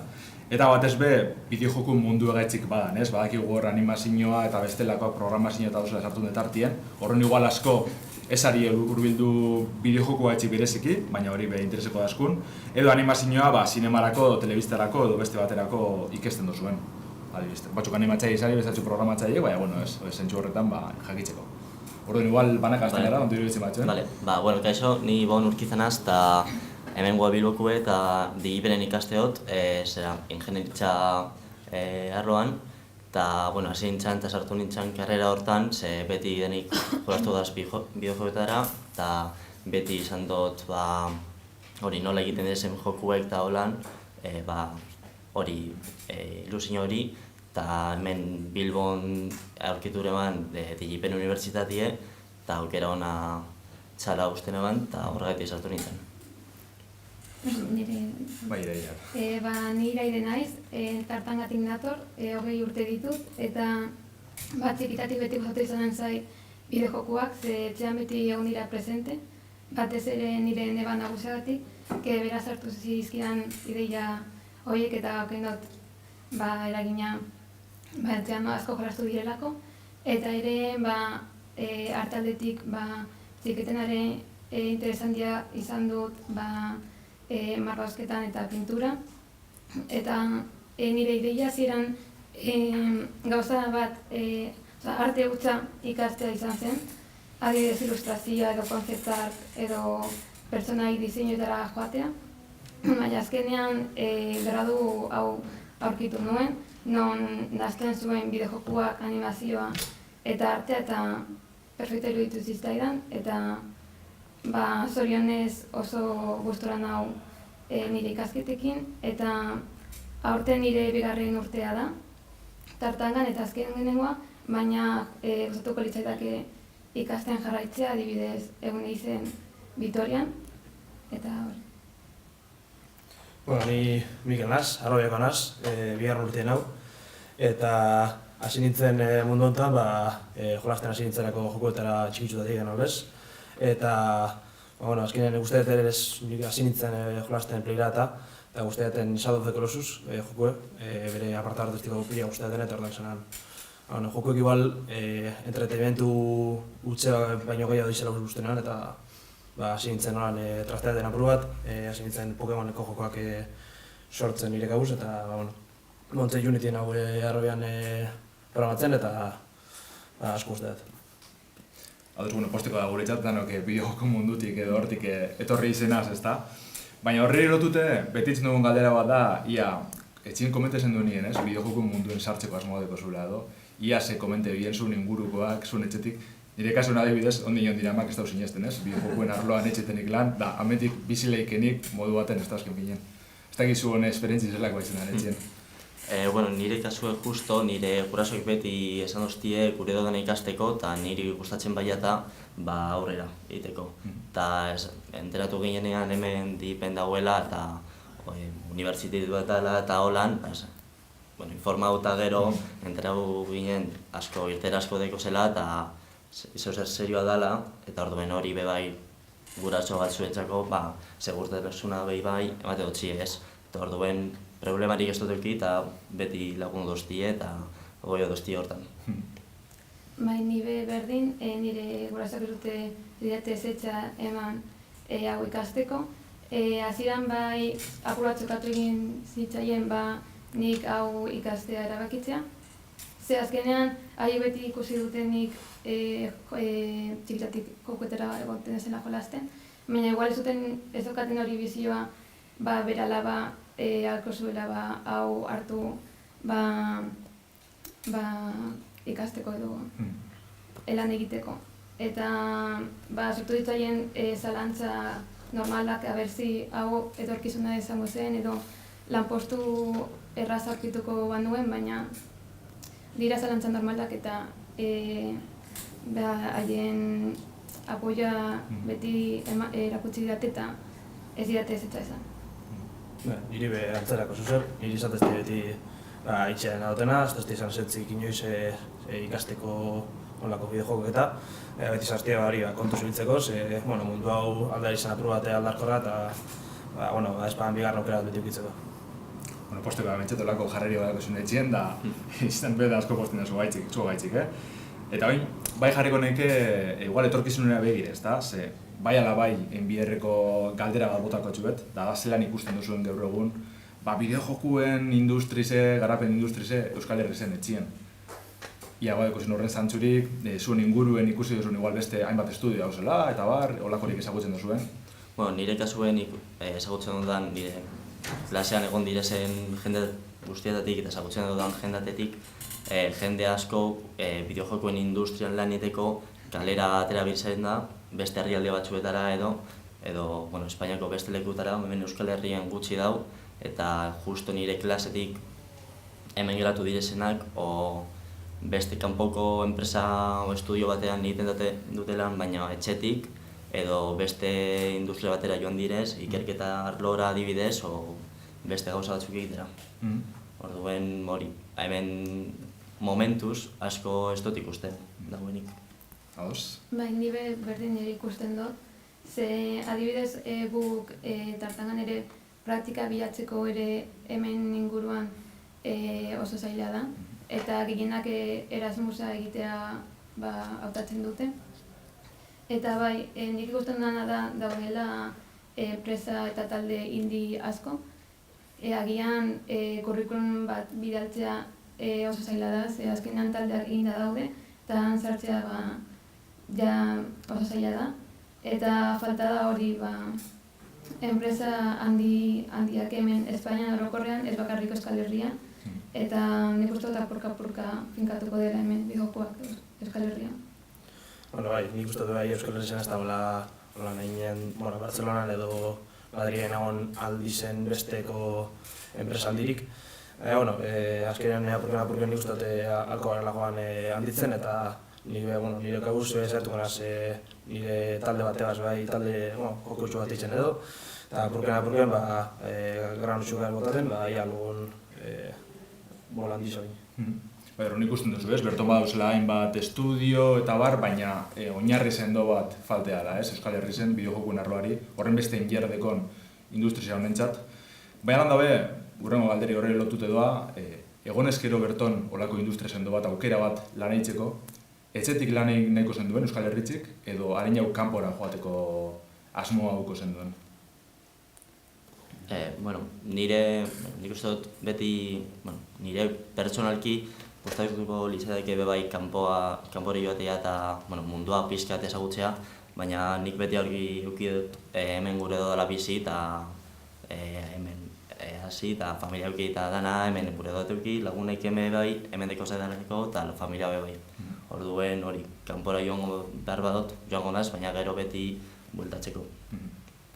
Bai, nik adibidez gozatuko litzaidake esperientzia desberdinak izatea, kanpoan lan egitea edo hemen lan egitea berdin zait, baina bai gauza da desberdinak probatzea, ere talde txikitan lan egitea, zein enpresa handietan, eta bai, hemendik lan egin albadut erosagoa da. Eta zorionez gure industrian lanpostu asko etxetik aldozu egin, orduan aldozu egin lan atzerriko enpresa batentzat hemendik, hori ere posibilitate bat da. Bai, berdin pentsa dut, azkenean etxetik aldala egin lan mundu honetan, baina, kontraten batzuen nahi Nintendo Japonen, jumbiko da, ezta? Ados bai, eta azken finen Mikele komentea baina, azta naiz eta Euskal Herriko estudio bat izen, gero bakotxak bere etxetik egiten da lan, orduen telelanak bezentxu horretan, bideojokoen munduan igual, sendoago izen da horrez, ezta, aldez aurretik, baina, sendotzen joan da azken urtioetan, eta aukera hori deko zuen beti, ezta, ni betxet ezagutxe dute hainbat bideojoko garatxe ezagutxe dutaz, naiz eta Xboxen edo bestelako nazioarteko enpresa handizetan lanei, etxetik alda bela, ezta, azkenin gaur egun sorte hori dugu bai.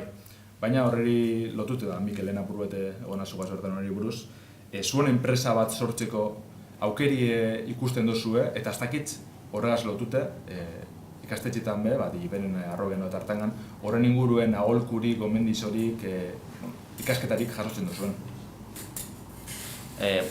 Nik pentsa dut, ze digipenen lan asko lan egiten dugu eta gure proiektuak sortze dugu gure taldeetan eta holan, eta badeko guz irakasleak eta holan beraien proiektua eta bere taldeak indabezenak eta saiatu direzenak hori beraien enpresa txiki indiak egiten eta jokoak kaleratzen, baina zaila da industriain handian zure talde txikiarekin eta dauden baliabidekaz zeo-zer konpetitzea eta hortik aurrera jarraitzea. Nire bai hori pentsatzen dut, baina adibidez gu Tartangan guri laguntzak ematen dizkigute adibidez enpresa bat zabaldu nahi badugu, ikaslei ematen zaie diru laguntza bat, eta ere aldozu erabili gela batzuk Tartangan bertan, zure enpresa nazteko, ikasle batzuk tartangan dute sedea, haien enpresa sortu dutenak, eta han zentroan laguntzak ematen dute, baina nik adibidez ez daukat burua orain enpresa bat ni bakarrik sortzen edo nire talde batekin, ze oso lan gogorra da, prozesu luzea, eta oso zaila da, eta ez daukat burua hortan petatzen. Guri arrobian, guztatzen batezen duzko laguntza, ez dut uste zuerilez bulego bat ematetzera edo dalako zuzer. Baina gu bigarren urtean gauza moten enpresak eta aurrekoan nik egenon elkarrizketa bat demako batzukin, dekugula gure taldea bentsat arrobiakoak dekola proiektu bat estudio bat itxeko. Eta, motozko ez laguntzak dematik bai ustate sarize aldogula lortu bai nahi bagunen enpresa bat etorkizunera begira. Eta orduan, laguntzak bai, motozko ez, uste dietz. Apurreka izaldatute, lehen komente dut, Urrizen Euskal Ekimilan 2 topaketi engen dule. Dala, 48 orduz, bideojokuek sortzeko ekimena, kasu honetan euskeraz.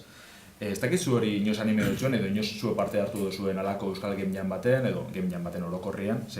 Injera hartzen da bizen ekintza daire, eta justo bideojoku salientzat nik uste dute geroz eta garrantzi gehiago dekila. Ez dakitze alako aukererik ikusi duzuen. Nik ezagutze dodaz pertsonak, klasekidak taulan joan direzenak eta parte hartu da bienak, ni pertsonak jasnaz joan ez deko darko lan asko deko daz, eta azte burutan partiduek azta holan denbora gutxe ekot 2 egun osoan hor egoteko. Baina pentsau dut eta gogo ekot, denbora deko denean horrelako batera joateko gogo deko.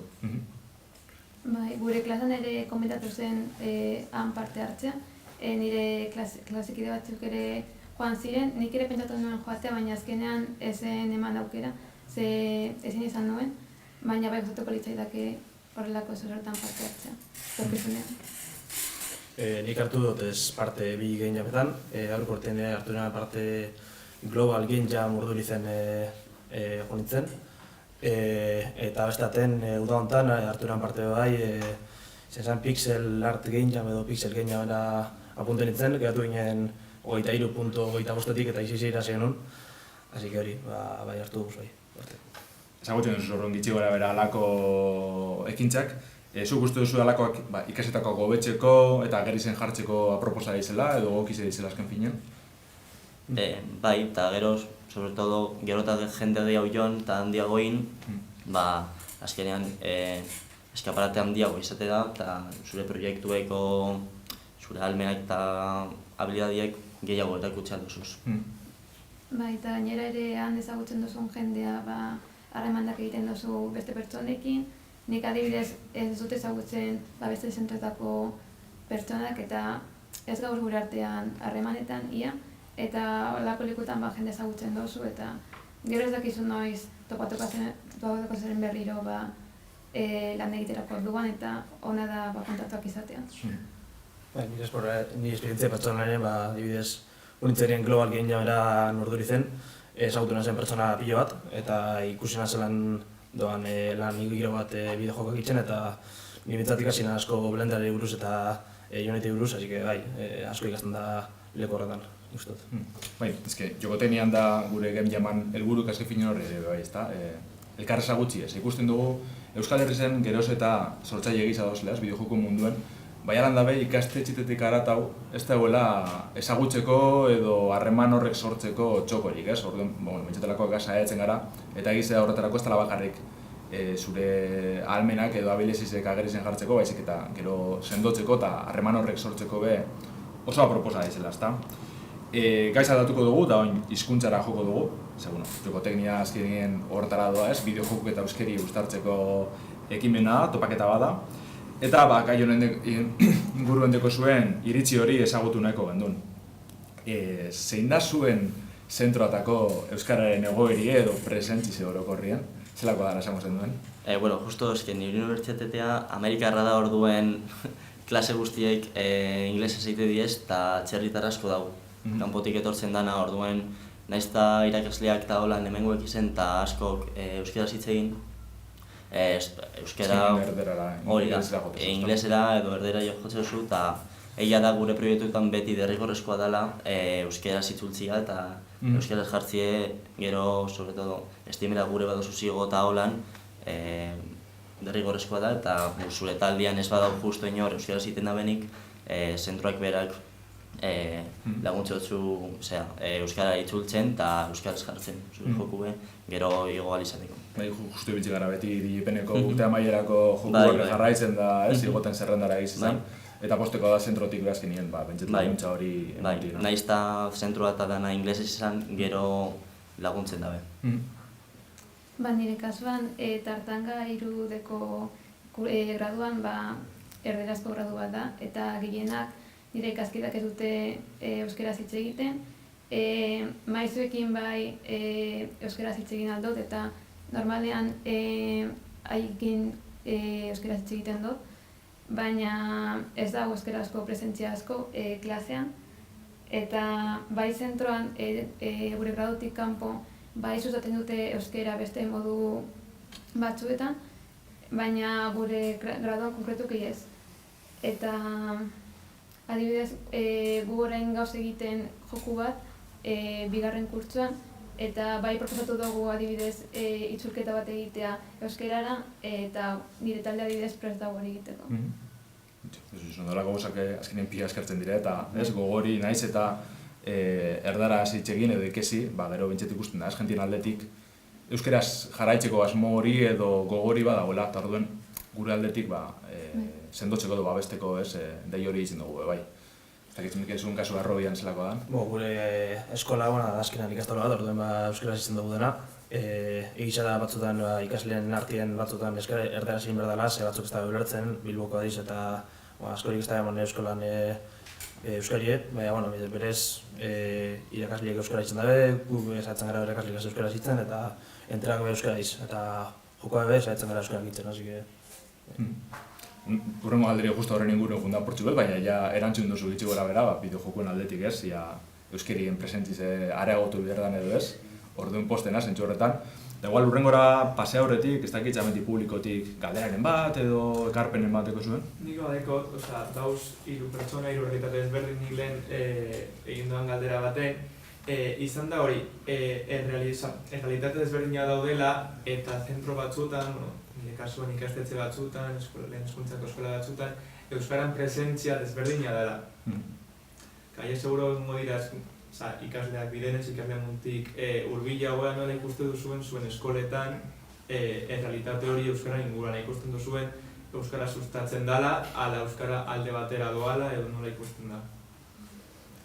Nire kasuan adibidez, badakit zentroan egiten dutela patio orduetan como literatura klase bat, non liburuak irakurtzen dute taldek euskeraz eta komentatzen dute, eta gero eskerosinak egiten dute nahi duenak parte hartu, hiru adekoak ere aldute egin hori patio orduetan eta nire eskurtzenetara joan izan naiz, igez, eta bai dute aktibitate desberdinak euskara sustatzeko. Eta ondo.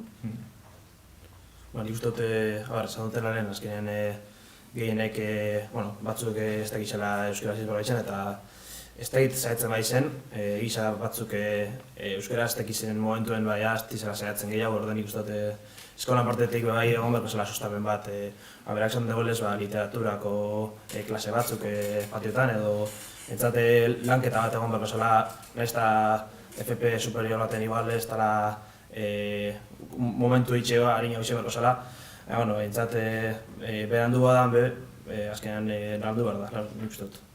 Nire kasuen zailagoa dela uste dut, jende asko dau, ez dela ikastolanen ikasi dauena eta ez da bela euskera biltzen, da direktamente atxerritarak direzenak eta ez da bela euskera bapes ezagutzen, orduen uste dut zaila dela hori operaiei euskera irakastea o sustatzea pixkat, baina uste dut egiten duzkunean jokuek euskarara itzultzea derrigortu, hor pixkat apurbet porbenos, beraiek euskaren presentzia pixkatu ekitea laguntzen dagoela be.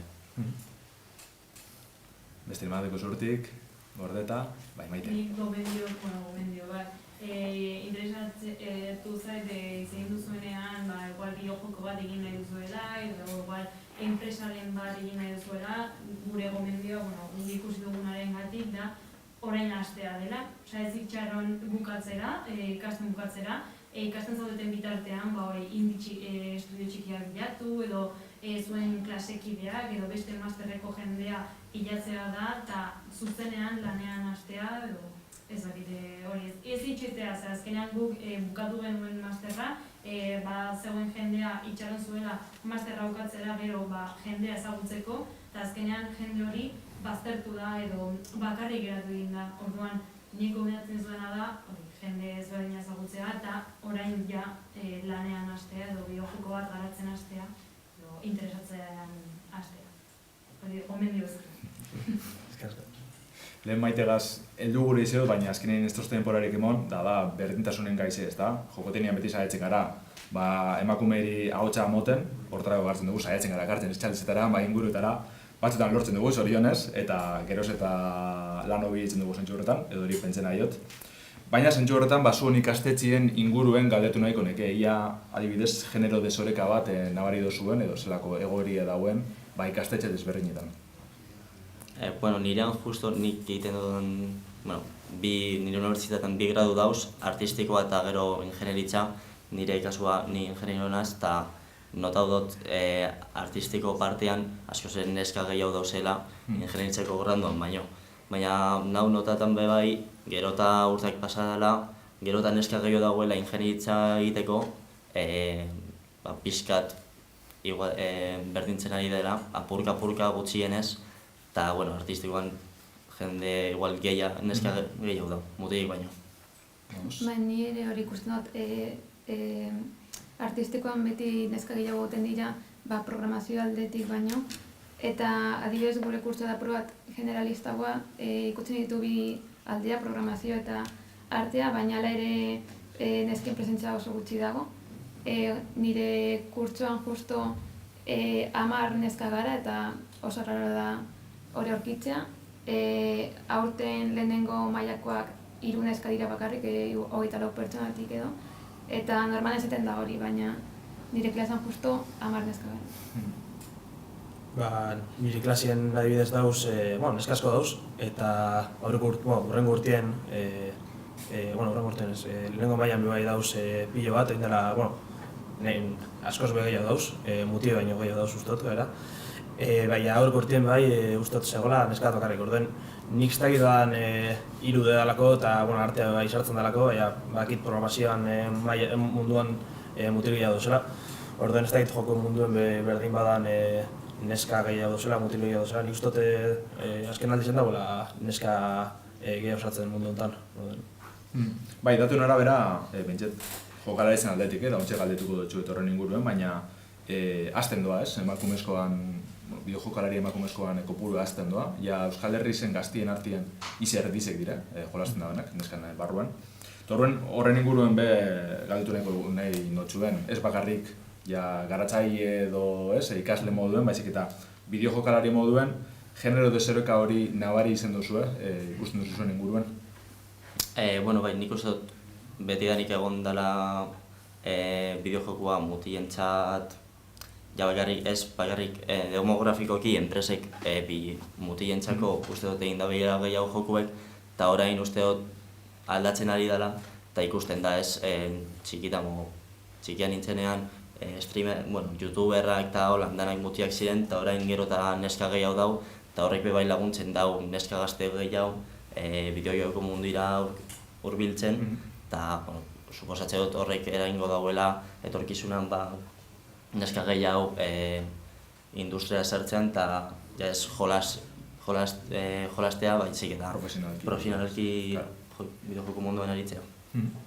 Bai, ni berdin pentsatzen dut, da oso estereotipikoa pentsatzea bideojokoak bakarrik mutiletzen direla, eta nik beti pentsatu dut neska beti handik jolastu dugula jokuak, baina enpresak igual bideratu dute marketinga eta bideojokoak sortzea gehiago mutilei saltzeko, eta igual agian neskek ez dute bideojokutara joaten, ez dute aurkitzen bere errealitatea islatzen duen pertsonai bat edo ze azkenean pertsonai protagonista gehienak gizonezkoak izaten dira eta egoten dira oso pertsonai neska gutxi eta gehienak izaten dira oso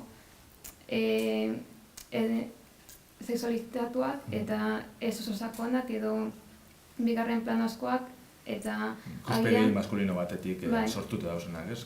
Bai, gehienak adibidez gizonek izaten dute pertsonai baritate gehiago eta neske bakarrik aurkitu aldugu Lara Croft moduko pertsonaia adibidez. Eta hori ere diseinuak izaten dira mutilentzako haiek jolasteko. Orduan igual agian neskek ez dut aurkitzen bideojokoetan reflejatzen duten bere pertsona. Nik uste ikusten da azkenen aldizen egoera horrekatzen dagoela, azkenen adibidez Assassin's Creed adibide moden lehen izatezan bakarren mutil bat pertsonaia eta antzen mutiletan eskaldozula aukeratu. Eta jokoetan aldozula aukeratu tipo gorputza beste horrepen bada azkenan ez mutiletan eska bakarrik dizenentzako. Orduen, nik uste dut egoera horrekatzen dagoela eta denentzako egokitzen gauzela jokoen mundua. Horra, epatu izan duzu, demografiz eta nora bideratzen da bezen bideojokuek. Zorionez, azkenengo urtietan, hamarkada luze batez ikusi dugu indie estudioak geroz eta indierra handizago hartzen dabela ez, geroz eta bihartzun gehizadekie, aipatu izan dugu zibai gazamen hainbat indie bideojoku ezagun eta bar. Eta zorionez horrek dekiez beste erramintza batzuk edo beste aukera batzuk igual aldatzeko hori apurruet ez, epatu duzuna Lara Croft estiloko neskatara edo itxuratara mugatu beharrien, beste mota bateko edo espektro zabalago batekana jo aldabela. Zuk hori modu positiboan ikusten duzu edo indie estena horren askundia? Bai, azkenien indie estenak egite dutze kompetentzia dauzen 3 estudio handiei, eta orduen hortik jokalariek bebai zeuzer desberdina behiratzen da orduan indie estudioek hori demografia hori zabaldu egiten badabe, jendeak bebai indie estudioen jokuek jolastuko dauz eta presentzia gehiago eukiko dau indie industriak eta horrek eramaten dagoena. Nire oso posin dago gauzak aldatzen ari dela ikustean eta indie jokuak zabaltzen dute atea enpresa handiak ere horrelako gauzak egiten hasteko, ze ez dakit igual indie taldeak eta askatasun gehiago dute horrelako gaiak tratatzeko, inklusiboak izateko, eta agian enpresa handiak ez dira gai horretan sartzen atrebitzen, ze azkenean enpresa handi gehienak komunitate bat daukate sortuta, eta igual filatzen dute baien jokalari bazarratu egingo direla gauzak aldatzean. Adibidez, orain aterako den GTA 6 ere protagonista neska bat da, eta ez dakit zelan jokalari gozatzen zaiona GTA zelan hartu duten, baina kanbio handi bat da, Rockstar egin duena eta aurrera pausu bat da. Nik uste du ikuspuntu berrizik emoteaz oso ona da azkenean mundu honentzat. Azkenean ikuspuntu gehiago emon da artea edo erakusteko baliabide gehiago emotzazuz sortzaileri eta erakusteko zure ikuspuntu munduaren inguruen oso ondo. Nik uste dut azkenean jokentzako evoluzio bat dela. Ados, denporaz luze gabiz, baina ez dakit beste amaitzeko beste galderaren bat, beste ekarpenen bateko zuen publikoan aldetik, bukatzeko? Nik galdera nahiko nukein, eta inkesta txiki bat egiteko, hiru ikasleon artean. Imaginatu ezagun, dirua ez dela arazo bat bizitzako. Imaginazio aktivitate handia da, baina. Aukera izango zenukete ikasketa bukatutakoan lanera joten zeratenean. Alde batetik, edo gustoko duzuten estudio, edo proiektu, bideojoko saga baten lan egitea, edo zeuek buruan izan dezakezuten eta seguru nago badaukazutela proiektu pertsonalen bat garatzeko aukera, nola joko zenukete? Uste dut galdera zaila dela, nire kasuen adibidez, uste dudalako enpresa handi batek ematen dutxun, asko ikasteko aukera dagoela enpresa handi batean, profesional askogaz zauzalako lan egiten, eta berein gandik bebai asko ikastu duzulako, baina gero bebai zure proiektua, zure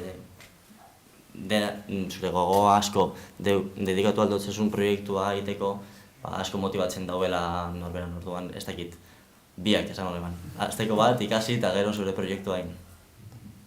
Nik uste dute berdin. Gustatuko litzaidake enpresa handi batean lan egitea, handik ikastea zelan funtzionatzen duten haien lan modua eta bai gustatuko litzaidake proiektu pertsonalak egitea, ze azkenean askatasun asko daukazu gauza bat zure gauza egiten dasunean, ez enpresa baten lan egiten dasunera, eta bai proiektu pertsonal bat izatea asko gustatuko litzaidake. Baina berdin zait lan egitea enpresa handi batentzako edo talde txiki batentzat, ze azkenean gehiago motibatzen zaidana da proiektu batean lan egitean non benetan gustatzen zaidan kontatzen ari garen historia edo gaudena egiten, eta historia gustatzen bazait, berdin zait, non lan egin. Nik nire kasuan nire uste batela nire ekipo txokin eta neuke agindu edo bentsate taldien eurekunen artien kopondu, eta bai, uste baten nire joku propio itxe. Bakigu gazta dela hori eta mundu irreala da. Ados, besterik edeko zuhortik, bestela ondo iruditzen badatzuen ja bukatzen goaz, eskerrik asko hirurori, ez zuen ekarpena gaitzik eta oso interesgarri izan da kontu duzun guztiz, orduan txalo bero bat ebentzat.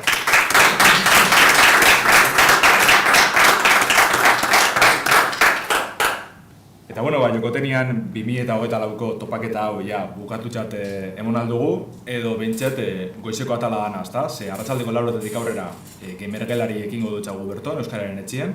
Orduen euskarazko bideojokuek ezagutzeko da probatzeko aukera hori eskainiko dugu. Sarrera irekize da barriro, edo norretorre lehike. Orduen etxetik ikusten basabizien anime eta eskaintza oso politxetopeko duzu bideojokuen hau, osake, berdoen egon gara zuekaz. 7 arte egongo gara, arratsaldeko 7 arte, orduen ez izan zalantzarik eta pase bertotik. Bukatzeko, eskerrik asko berton egon zarien guztiz hori, eskerrik asko etxetik jarraitzen ibizarien guztiz hori. Eta ganera, barriro, eskerrak berton lanien ibizarien errealizazio teknikari guztizeri, EITB-koari, eskerrik asko gure laguntzaileri baitze, Eusko Jaurlaritzako hizkuntza politikako sailburuordetzari eta Bizkaiko Foru Aldundizari bai. Eta gaurkoan baitzute, datorren urtera begire jarriko gara, urrengo jokoteknia prestetan hasiko gara barriro. Eta zelan ez, edozein ekarpen, edozein laguntza eskertzeko da beti, orduen badakizue, gamerantzia.eus webgunien edo gure Telegram taldien ibilko gara, antzopeko oso informazioa dana. Eta, gaurko aurkezpenak eta itxaldizek barriro ikusi nahi badozuez, laster EITB-en webgunien egongo dire, edo bestela, gamerantzian Peertube eta YouTube katietan, plataformatan ikusteko aukeriuko duzue. Orduan, horrengora arte eta eskerrik asko.